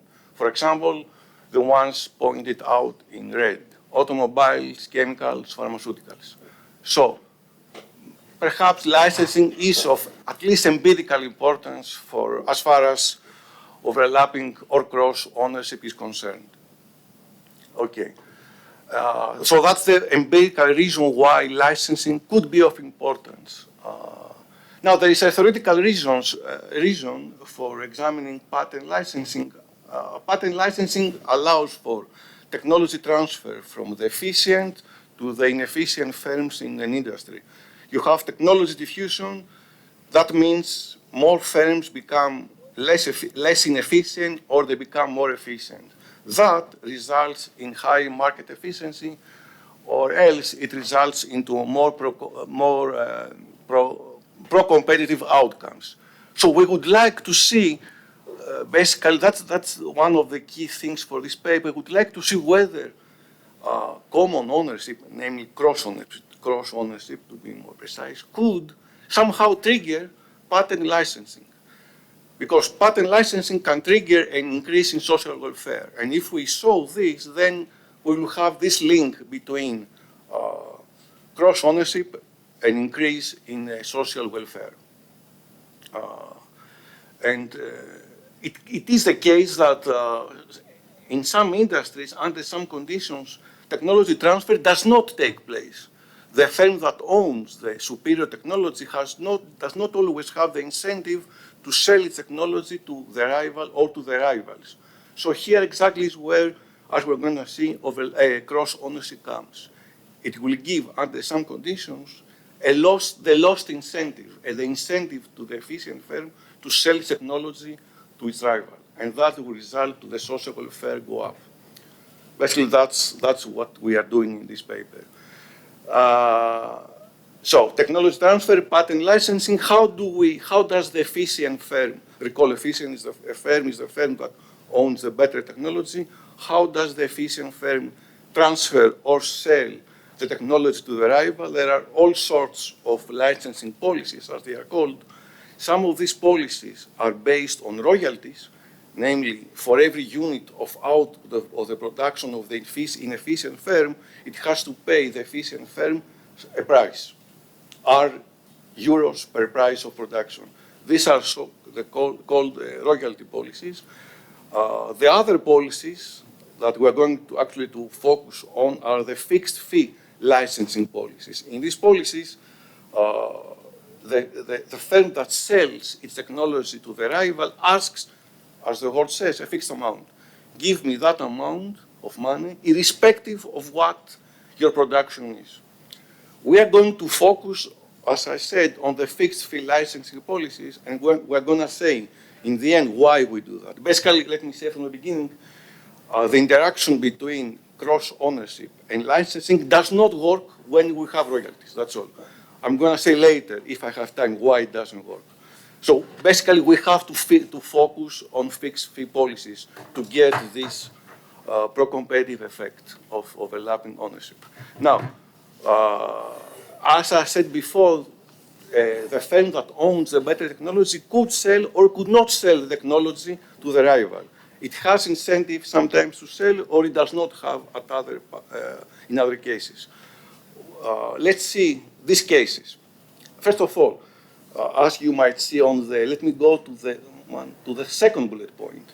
When there is high degree of asymmetry, and by high degree of asymmetry, I mean high difference in the production technologies between the efficient and the inefficient firm. When this production efficiency is sufficiently high, then there is no incentive for the efficient firm to sell the technology to the rival, irrespective of K. Recall, K is the degree of ownership of the inefficient firm by the efficient firm. If the efficient firm has a very superior technology, has no incentive to transfer it to the rival. Why? Because it is almost a monopolist in this case. I have so much better technology, I take most of the market demand, so I have no incentive to sell to you, no matter the K. Let's go to the other extreme, low degree of asymmetry. In this case, the efficient firm does not dominate the market, so it's better off if it sells its technology to the rival. They become equally efficient in the market, but at least the efficient firm gets the fee. So in this case, it sells the technology. In that case also, K plays no role. Low degree of asymmetry and high degree of asymmetry dominate the role of overlapping ownership. The importance and the interesting part comes in intermediate cases of asymmetries of the technologies. There, K determines what the efficient firm should do. Now, if K is sufficiently high, and by that I mean above a threshold, let me call it K star, then licensing occurs. The efficient firm sells the technology to the rival. Yes.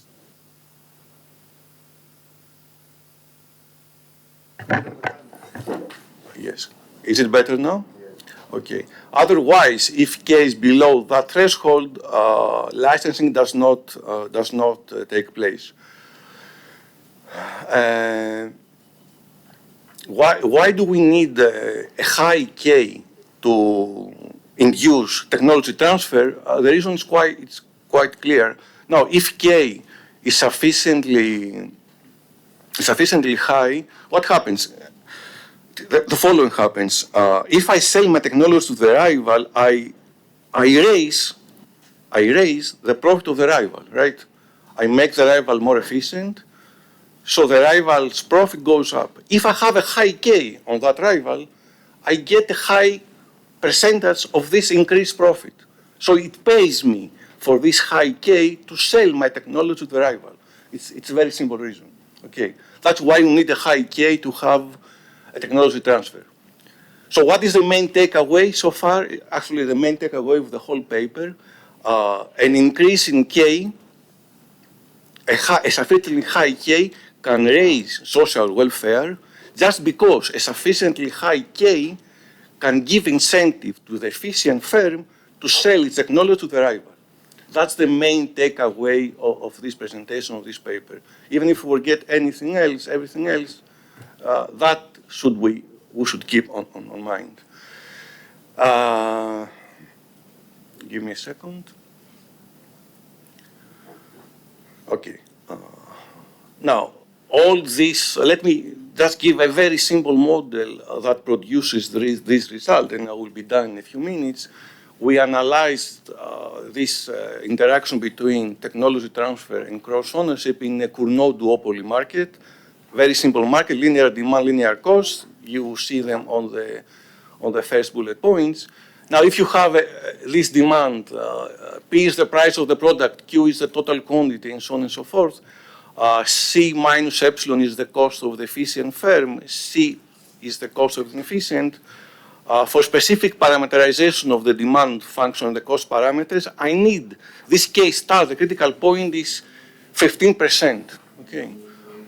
So if it happens in the market that the efficient firm has initially something below 15% of the inefficient firm, and something happens, and this K goes above 15%, then although we would expect in a simple industry anti-competitive effects, in our industry with technology transfer, this increase in K will trigger licensing, and that will raise social welfare in this simple example.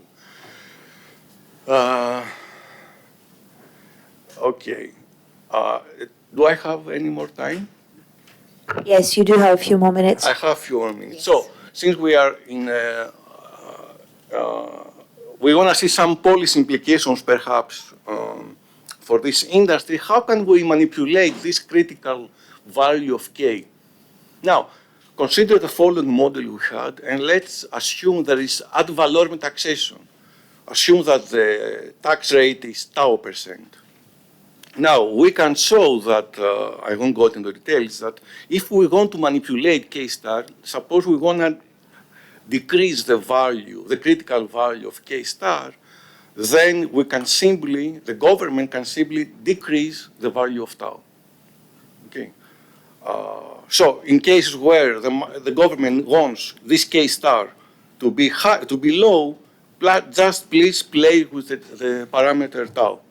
Decrease the value of tau. Okay. Give me a second. Okay. I will go back. Okay. Just to finish with a few comments, I don't have any more slides. I have to give you the reason why we need fixed fees, fixed fee licensing policies for this interaction to work. Why don't we do the same with royalty licensing policies? Recall, in a royalty licensing policy, what the inefficient firm pays to the efficient firm it depends on the production of the inefficient firm. In this case, it happens unfortunately for us, that licensing always takes place. If you charge a royalty to your opponent, to your rival firm, then you don't need the K. So our mechanism cannot work. So we need to focus on industries where the prevalent licensing instrument does not involve royalties. This goes against our story because if you look on the data, in the majority of the real licensing contracts, you have at least some component of royalty. So our analysis works well for industries where licensing policies do not involve royalties. So that's a limitation of our paper, of our analysis. So let me stop here because it's, I guess, quite late. Thank you very much.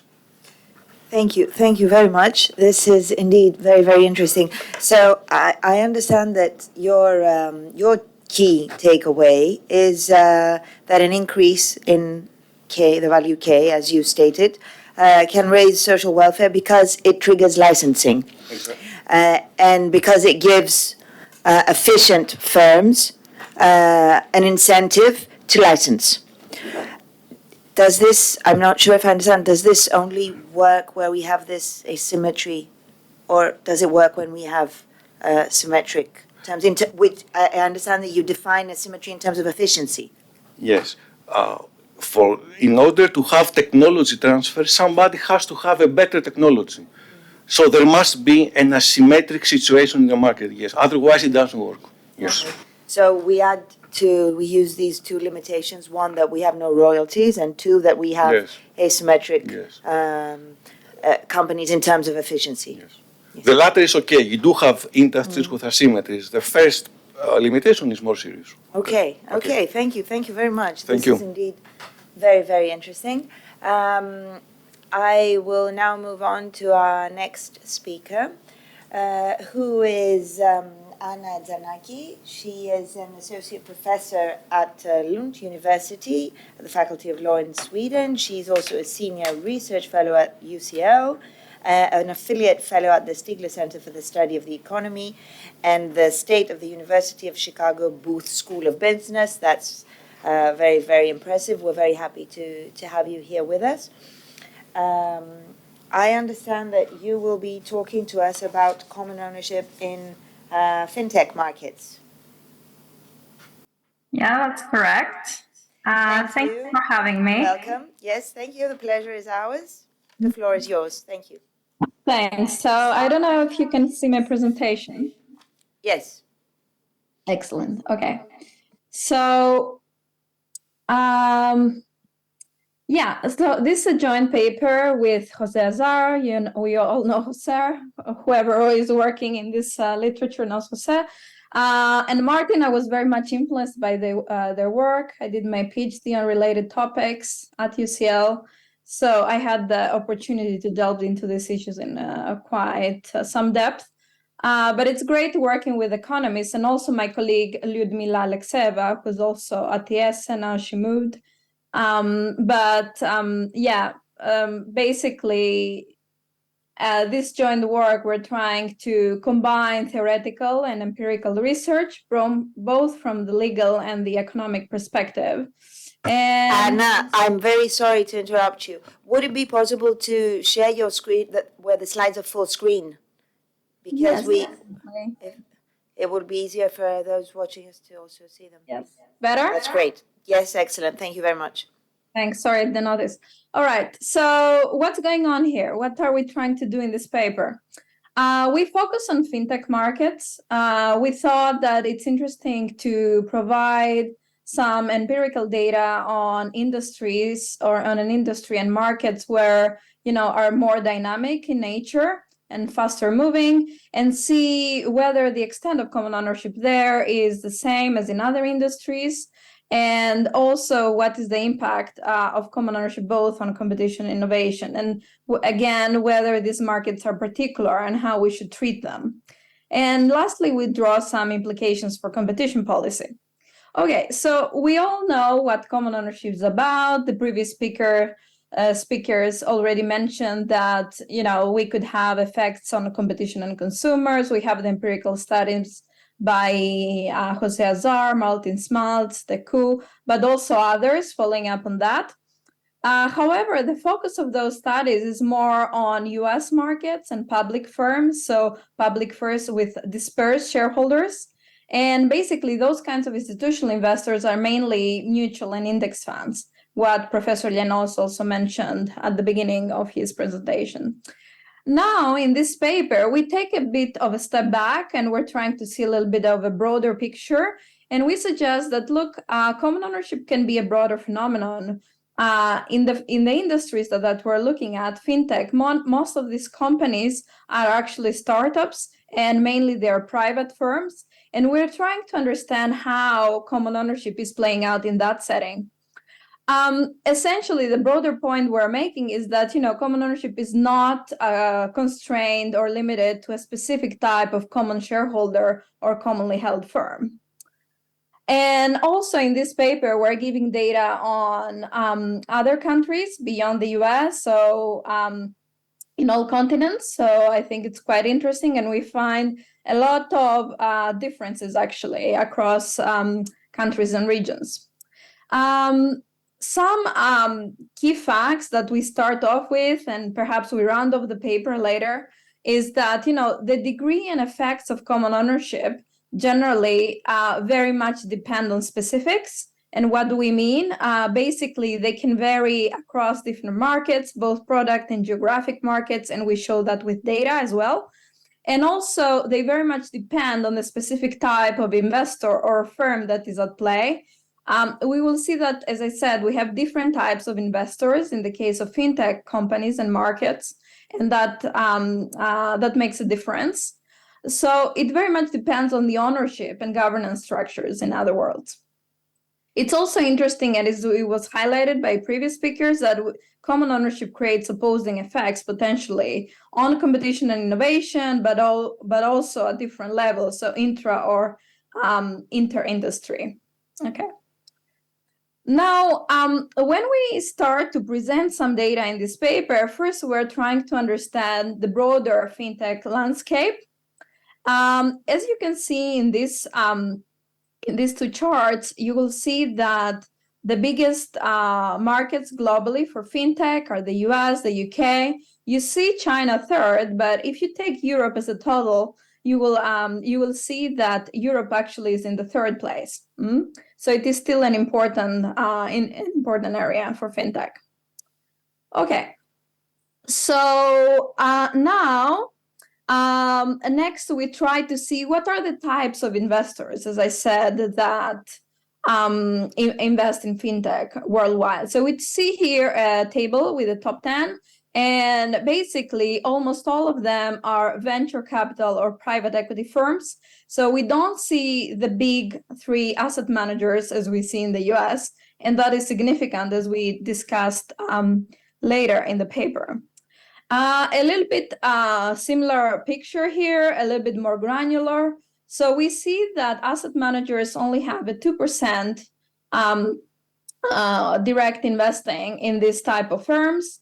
And we speculate in the paper that this is because, they do not directly invest in private companies, okay? Maybe they do it indirectly through private equity and so on, but definitely not directly. It's very, very, very limited the number of such investments.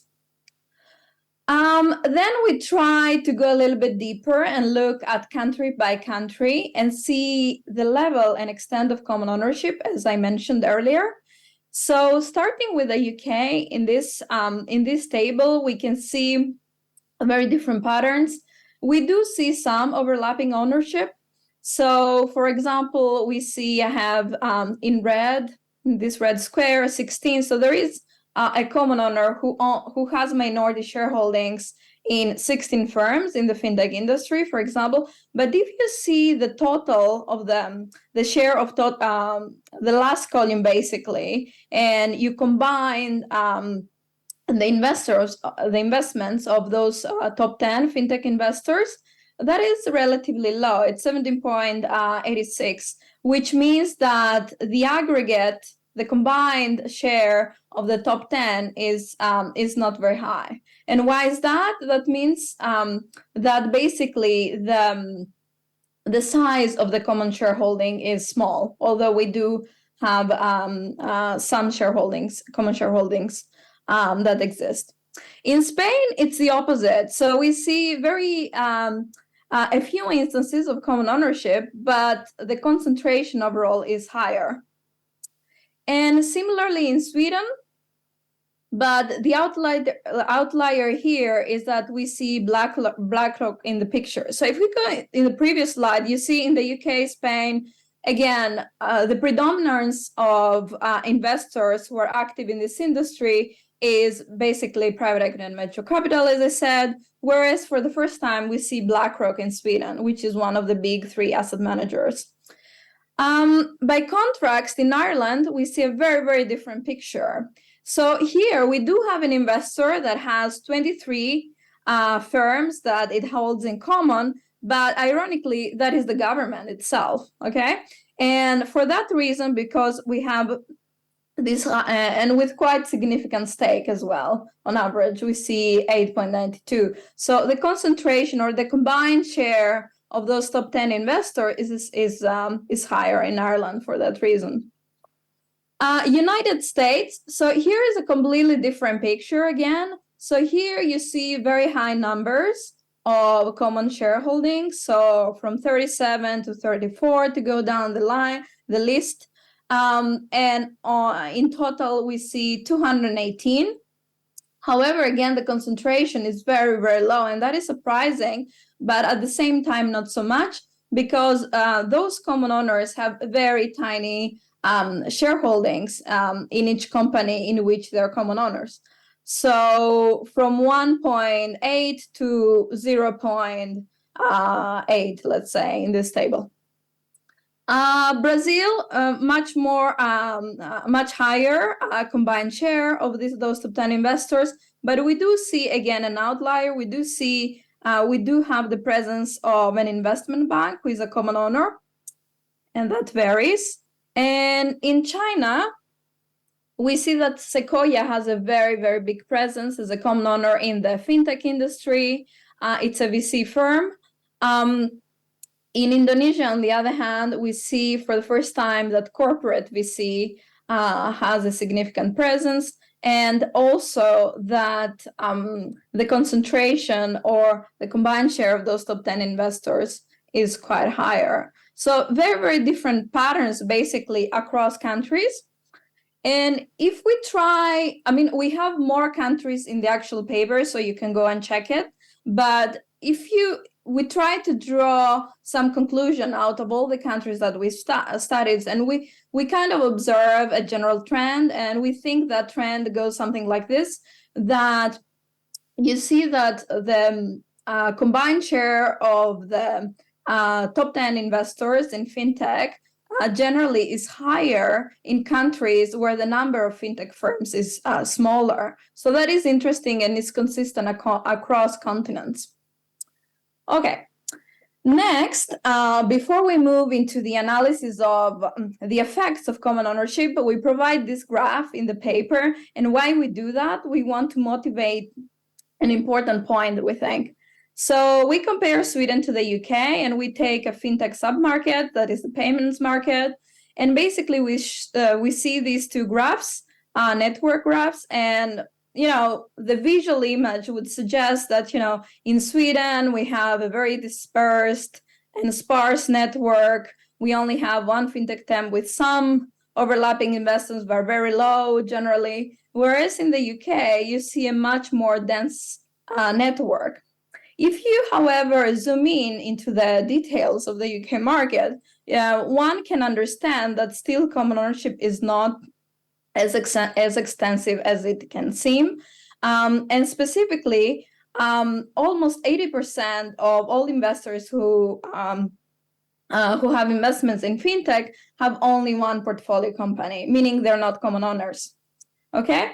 So why we say that, we try to suggest that, by looking at the graph can give you a little bit of a misguided picture of how much the effect of common ownership can be compared to the graph, basically. Okay, so what is the impact of common ownership specifically on fintech markets? Then we develop a little bit of theoretical discussion. I mean, some of these points were mentioned before. Common ownership can have economic effects. I think it's quite interesting as a phenomenon precisely because it has both positive and negative effects on competition and innovation, and it very much depends on the circumstances. And a lot of the literature lately that is developing in this area is trying to decipher in which circumstances those effects take place and what is the magnitude of those effects. In this paper also, we try to understand what is the size or the magnitude of any effects we observe through our empirical data, and we are estimating the weights, the lambdas that José mentioned earlier, using a unilateral effects analysis. And in the last part of the paper, we also discuss what was also mentioned by Professor Petrakis and others about the interplay between cross and common ownership, and specifically M&A in fintech. We also discuss both unilateral and coordinated theories of harm and efficiencies. Okay, this is a theoretical part. I'll make a very, very short summary of it. I'm sure that most people who work in this area know this stuff, and you can go and read the paper. But basically, the main theory, as it was suggested by previous speakers, is that common ownership changes the unilateral competitive incentives of the firm.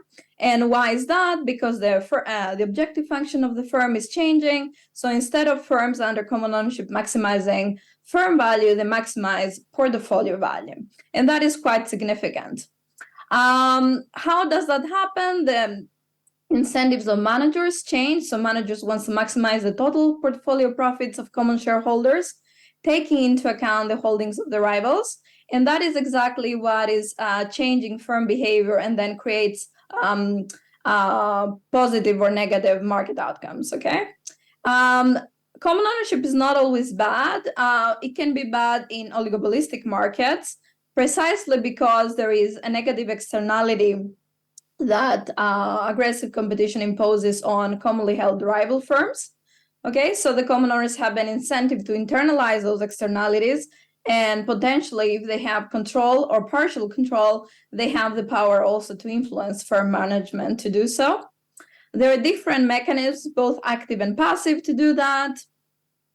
And in terms of quantification measures, how we can measure those effects, there are basically two methods in the literature so far. There is a modified HHI, and there is also the common owners weights, the lambdas, as I mentioned. In this paper, we take the second approach that is a little bit less controversial. Okay, common ownership can also lead to coordinated effects. This is a little bit more of another story than the main story, as Martin suggested, that the common ownership literature has taken. But the fact is that it can, in theory and under specific circumstances, again, it can lead either to increased explicit or tacit collusion through different mechanisms. One such mechanism could be by facilitating explicit coordination. There are different theories about how that can be done. The common owner can be a cartel rig master. They have privileged access to management, or they can act as a cartel facilitator. Also, they can serve as a channel for the exchange and access to information. Importantly, they can also encourage compensation packages. This is also the paper by Ederer, Schmalz, and others that suggests that those packages tie the incentives of managers to industry and rival performance. So they align the incentives of common owners and managers of individual firms, and that could be a mechanism. And also there are papers that suggest that tacit collusion under common ownership could also be sustainable. All right, a similar story with efficiencies, but the efficiencies that we think are particularly interesting in the setting of fintech. because we just have a couple more minutes because we'll have to finish the panel in 15-20 minutes. Sorry. Sure. Okay, so basically, common ownership can also have positive effects on innovation and investment, and particularly common venture capital investors can have a very positive effect in the setting. Now, how we go about measuring effects and the common owners' weights, we first measure the ownership share of each individual investor in fintech, and here is the formula of how we do that.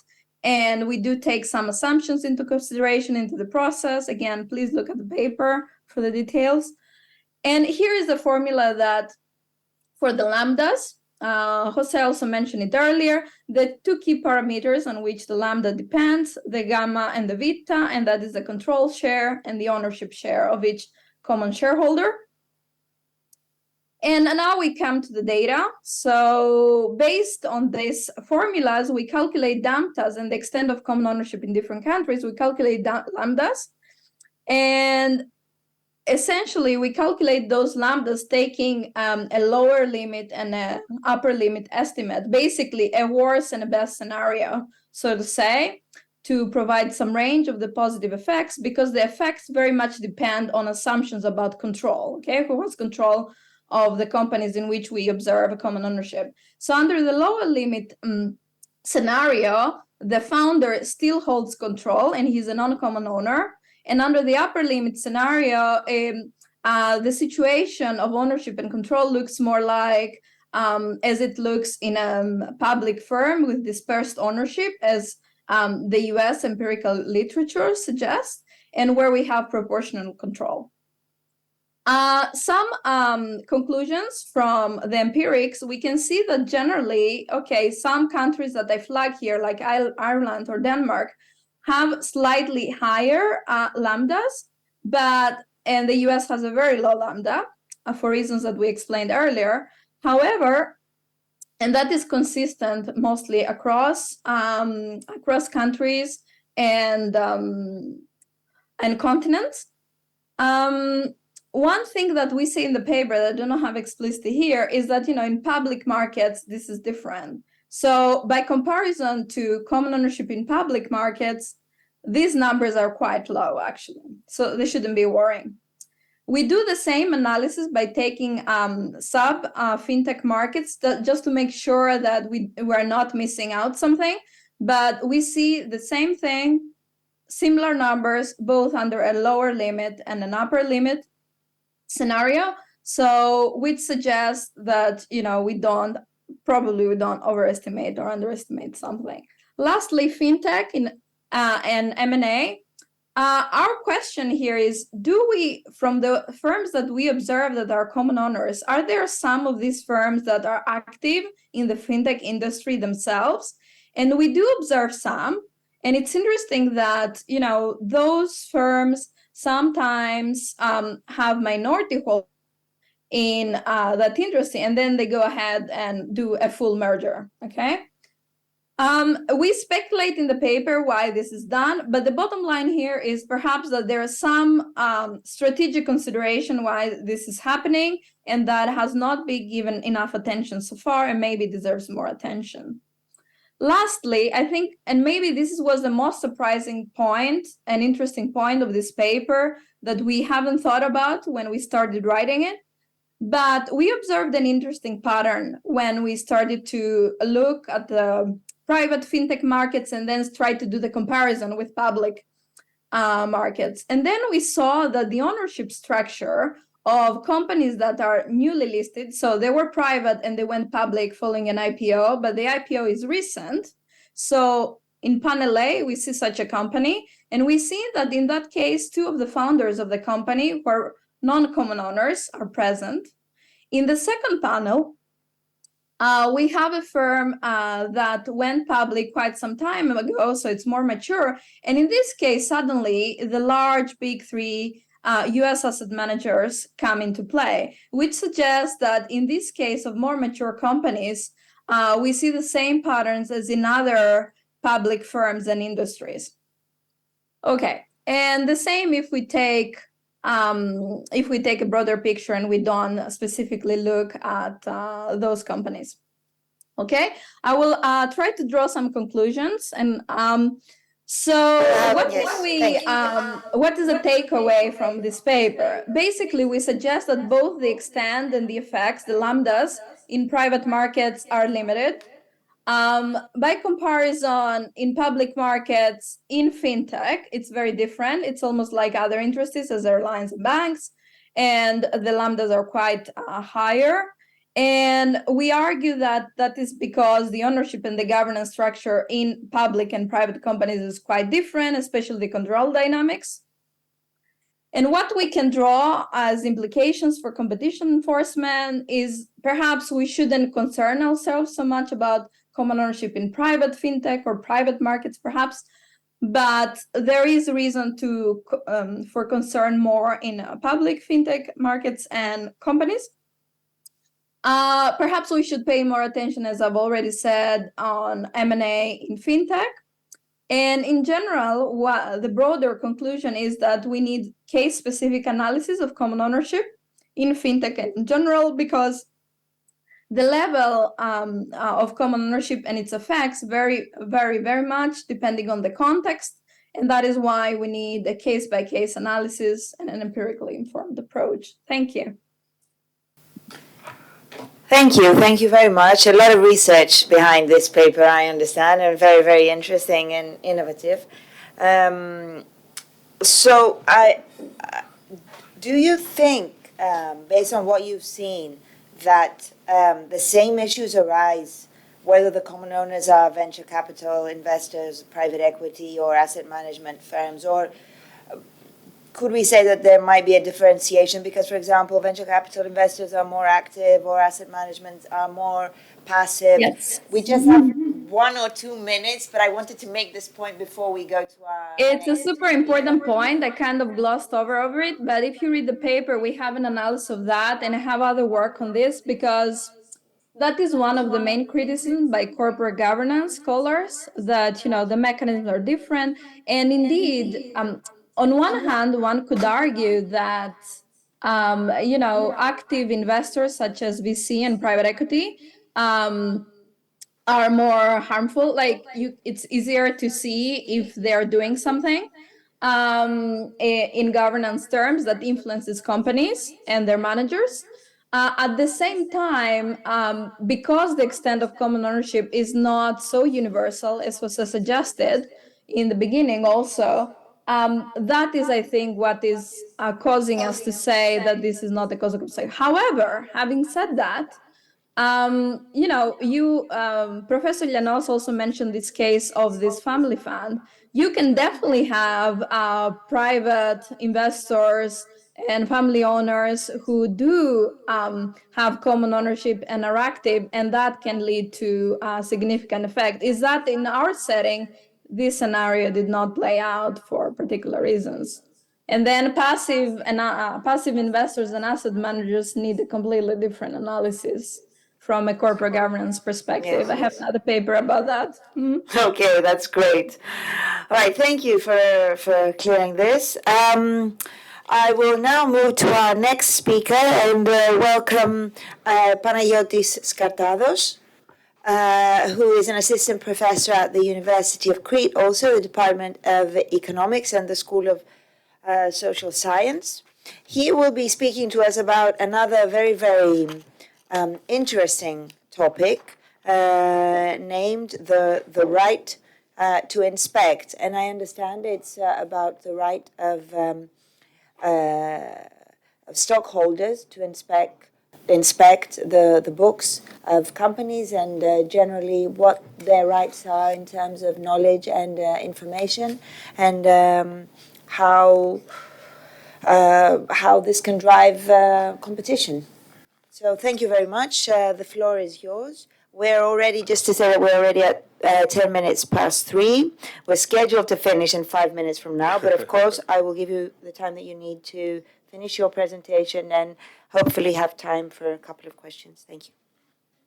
Thank you. Thank you for giving me the floor, and thank you for giving me the opportunity to contribute to this workshop on overlapping ownership.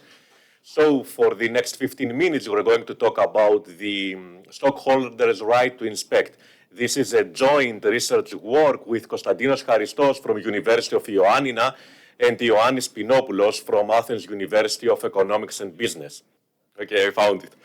Okay, so the Section 220 of the Delaware's General Corporation Law states that any stakeholder has the right to inspect for any proper purpose the corporation's books and records. This, of course, includes board minutes, emails, list of telephone calls, you name it. There are similar stockholders' inspection rights all over the world with minor differences. In particular, in the European Union, we've got the EU Directive on non-financial reporting and the EU Directive on the encouragement of shareholder engagement. However, this right is not inherent in the sense that if the corporation has the right to refuse to permit an inspection by a stockholder or just not to reply to this demand within 5 business days. After that, the stockholder may apply to a court. In particular, for Delaware, this court is the Court of Chancery for an order to compel such inspection. One of the challenges is that stockholders must show a credible basis to suspect wrongdoing or mismanagement, which is the lowest possible burden of proof, but still requires some evidence. Proper purpose could be, for example, showing that the firm is mismanaged, which can be shown by a divergence between financial projections and actual results, or shown testimony from an expert, an accountant, let's say, identifying red flags in the firm's financial statements, or socially responsible business actions, or a merchant acquisition that might benefit or harm some stockholders. So the time it takes to resolve a Section 220 dispute in court may vary somewhere between 12 to 18 months, depending on various factors like the complexity of the case, the availability of the court, and the degree of cooperation from parties. Corporations may resist or delay the inspection by raising various defenses, such as questioning the stockholder's actual purpose or questioning the scope of the documents requested or the viability of any potential claims. So overall, Section 220 and the similar inspection rights given by the EU directives does not guarantee that stockholders will obtain all the documents they seek, as the court may limit the inspection to what is necessary to accomplish the stated purpose. The odds of success for a plaintiff of Section 220, the Delaware Court of Chancery, may depend on several factors. One article cites a study that found that only 37% of Section 220 demands resulted in the production of at least some documents, and that only 6% resulted in the production of electronic documents such as emails. So the key takeaway of our presentation, of our research work, is the following. We argue that when courts decide on a right to inspect case, they should consider the economic impact on competition and welfare, because, as we will explain later on, under a specific market structure, the right to inspect may increase welfare and competition in a way that we will explain later on. So to elaborate on our argument, consider the following market structure. Consider a two-tier vertical market structure consisting of a common upstream supplier supplying two downstream firms under secrecy using two-part tariffs. So we use two-part tariffs. The economists love using two-part tariffs when it comes to vertical markets because the upstream supplier can use the fixed fee of the two-part tariffs to charge the downstream retailers to carry its products, and also it can charge a wholesale price, a consumption-based wholesale price per unit purchased. So secrecy in our case dictates that, let's say, for example, the downstream firm 1 is unable to verify the contract terms given by the upstream supplier to the downstream firm 2. That is why it has to form beliefs about the vertical contract signed by its rival firm. We assume that these beliefs are passive beliefs. Overall, we assume that one of the two downstream firms, without loss on generality, let's assume that this is firm D1, holds a non-controlling minority shareholding on its rival firm D2. This is modeled in our case with the parameter kappa, which is below 50%.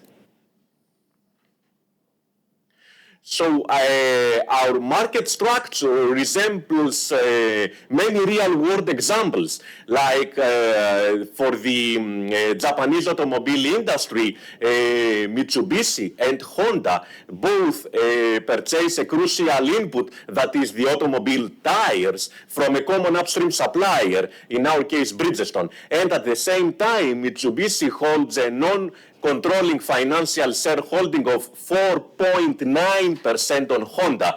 Of course, there are other real-world examples from other industries all over the world. So, to model this situation, we consider the following sequence of events. Let's start with stage 1, the first event in our sequence. We consider two agents representing the upstream supplier making secret, separate, and simultaneous negotiations with each downstream firm. This models a situation ideal for fast-moving consumer goods, where each of the upstream supplier agent is it is uncertain and unable to verify the total output the upstream supplier is willing to supply the downstream firms. And it fits the motto, the left hand doesn't know what the right hand is doing. So in this stage, the first event in our sequence, the initial vertical contracts have been signed. So moving to the next event in our sequence, D1 exerts, either successfully or not, its right to inspect in order to disclose D2's vertical contract terms. This may or may not trigger a renegotiation with the upstream supplier. Renegotiation occurs only if it is in the mutual interest of both the upstream supplier and the downstream firm, keeping the rival contract term constant. And the third event in our sequence of events, what we call stage 3, is the market competition, where the downstream firms compete by making their output decisions. So this is a dynamic game. To solve this dynamic game, we employ the sub-game perfect-ness equilibrium solution concept over pure strategies, and in particular, to solve stage 1, we employ the NAS-in-NAS solution concept. Moreover, to solve stage 2, we employ a notion of the renegotiation proofness concept. I will not elaborate on this kind of stuff. So let's first of all consider stage 1, the first event in our sequence.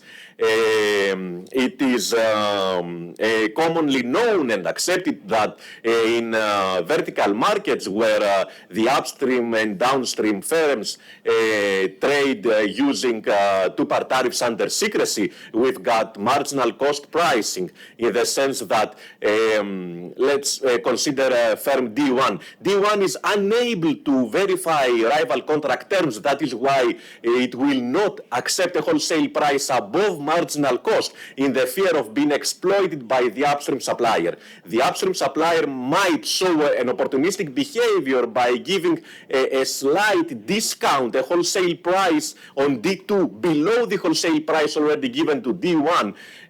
That is why it is a dominant strategy for both downstream firms to accept a wholesale price that it is only equal to marginal cost. Consequently, the upstream supplier uses the fixed fee to expropriate part of the downstream profits that is analogous to its bargaining power. Our comparative statistics show that an increase in the minority shareholding, that is the parameter kappa in our model, harms welfare and softens competition. So now let's move to the second stage, the renegotiation stage. So now let's say for a moment that D1 is able to successfully exert its right to inspect and observes the rival contract terms given by the upstream supplier to the rival contract term, namely D2. So now D1 and you are trying to figure out a way to renegotiate their contract. If this renegotiation actually happens, then we end up with a wholesale price above marginal cost and a fixed fee above the one initially signed between D1 and you. So, as it is obvious, since you, the upstream supplier, can under renegotiation have a wholesale price and a fixed fee above the ones initially signed with the downstream firm, then you is always better off renegotiating. So the question here is D1 willing to renegotiate? Our equilibrium analysis has shown that in a wide parameter area, that is the orange area shown in this 3D plot, D1 wishes to renegotiate. The only exception is when the upstream supplier has very high bargaining power, is too strong in its renegotiations. Also, surprisingly, even though we've got a higher wholesale price under renegotiation, we end up with higher consumer surplus and total welfare compared to the initial case. But how can this be possible, to have a higher wholesale price and at the same time higher consumer surplus? So the intuition behind this result is quite simple. Without the right to inspect, it is in the benefit of the downstream firm of D1 to restrict its own output, because theory says for every 1 unit that D1 restricts its own output, the increase of the output by the rival firm is less than 1 unit. Therefore, the aggregate output decreases. So we are moving to a monopoly outcome. And in particular, for shareholdings above 50% or for shareholdings below 50% that are controlling, then we've got joint profit maximization and exactly the monopoly outcome. But under the right to inspect, things change, because D1 is able to observe and verify rival contract. So D2, having that contract carved in stone, can calculate its induced demand. So from the total market, D1 already knows which part of the market D2 is going to serve. That is why D1 now tries to act like a monopolist in the residual demand. So it is in D1's best interest to increase total market in order to increase the residual part of the market in which D1 is a monopolist. So the thing about the right to inspect is that it changes the way D1 thinks. It changes the way D1 tries to maximize its profits. Of course, this does not hold in general. Our preliminary results have shown that this holds under strategic substitutability. So if we move to a situation where the downstream firms compete in prices in the downstream market, that is a la Bertrand, as we used to say, and we've got strategic complementarity in the final products, then these results does not hold. Why? Because an increase in the wholesale price increases both retail prices, shrinking the total market. Therefore, D1 does not have any incentives to renegotiate, to enter a renegotiation with the upstream supplier. So this is a work in progress. These are preliminary results. We have a lot of things to consider. In particular, we are trying to consider how and why market expansion or the pass-through rate of wholesale prices could affect our results. But as a conclusion, the key takeaway is that the right to inspect should not be scrutinized by the courts, but the courts should facilitate stockholders' right to inspect under some very specific market structure and conditions. Thank you. Thank you very much. This is indeed very interesting, and I think it would be also even more interesting maybe if we could link it to similar rights in the Greek legal framework. You mentioned the Directive 95 of 2014 to see exactly what's happening in Greece and how this was transposed into our legal system and what rights shareholders have to see whether we could make the same conclusions. Yes. This would be very interesting. Yes, of course. Okay. So I think that because we're relatively on time, just a few minutes past our scheduled closure, is there something that anybody would like to add, any of our panelists, on what we have said? We did have takeaways in between, so okay. I don't see anybody. I'd like to thank you very much for being here virtually and in person on this very, very hot day in the center of Athens. I think that together with the first panel, we have Professor Ioannis here. I think that together we had a very interesting discussion, and it was a very it's a topic that is still to be explored and still to become a more eminent, permanent part of public policy and policy decisions. This, of course, is not the last seminar that we'll be having on this. Now that we've started, we'll probably meet again in a few years and see what's happening, how all this has evolved. From my part and from all of us here in the Commission, we'd like to thank our panelists and all those that have been watching us. Would you like to say something more? No, just to say thank you to all. I think it was a quite interesting session. A number of issues have been raised. And of course, we need to do more on common ownership, not just the researchers, but I guess also the competition authorities using the various tools that they have at their disposal. So thank you very much again to everyone, and a good afternoon to everyone that has been staying Friday afternoon in Athens with a lot of heat outside. We're cool in here, though. We're cooler here, yes, that's true. But I can the alternatives, because economists always think about alternatives, was to go to the beach. So I think it's very good that people stayed until late afternoon on Friday. Thank you very much, Excellent. everyone. Thank you. Bye-bye. Have a good afternoon.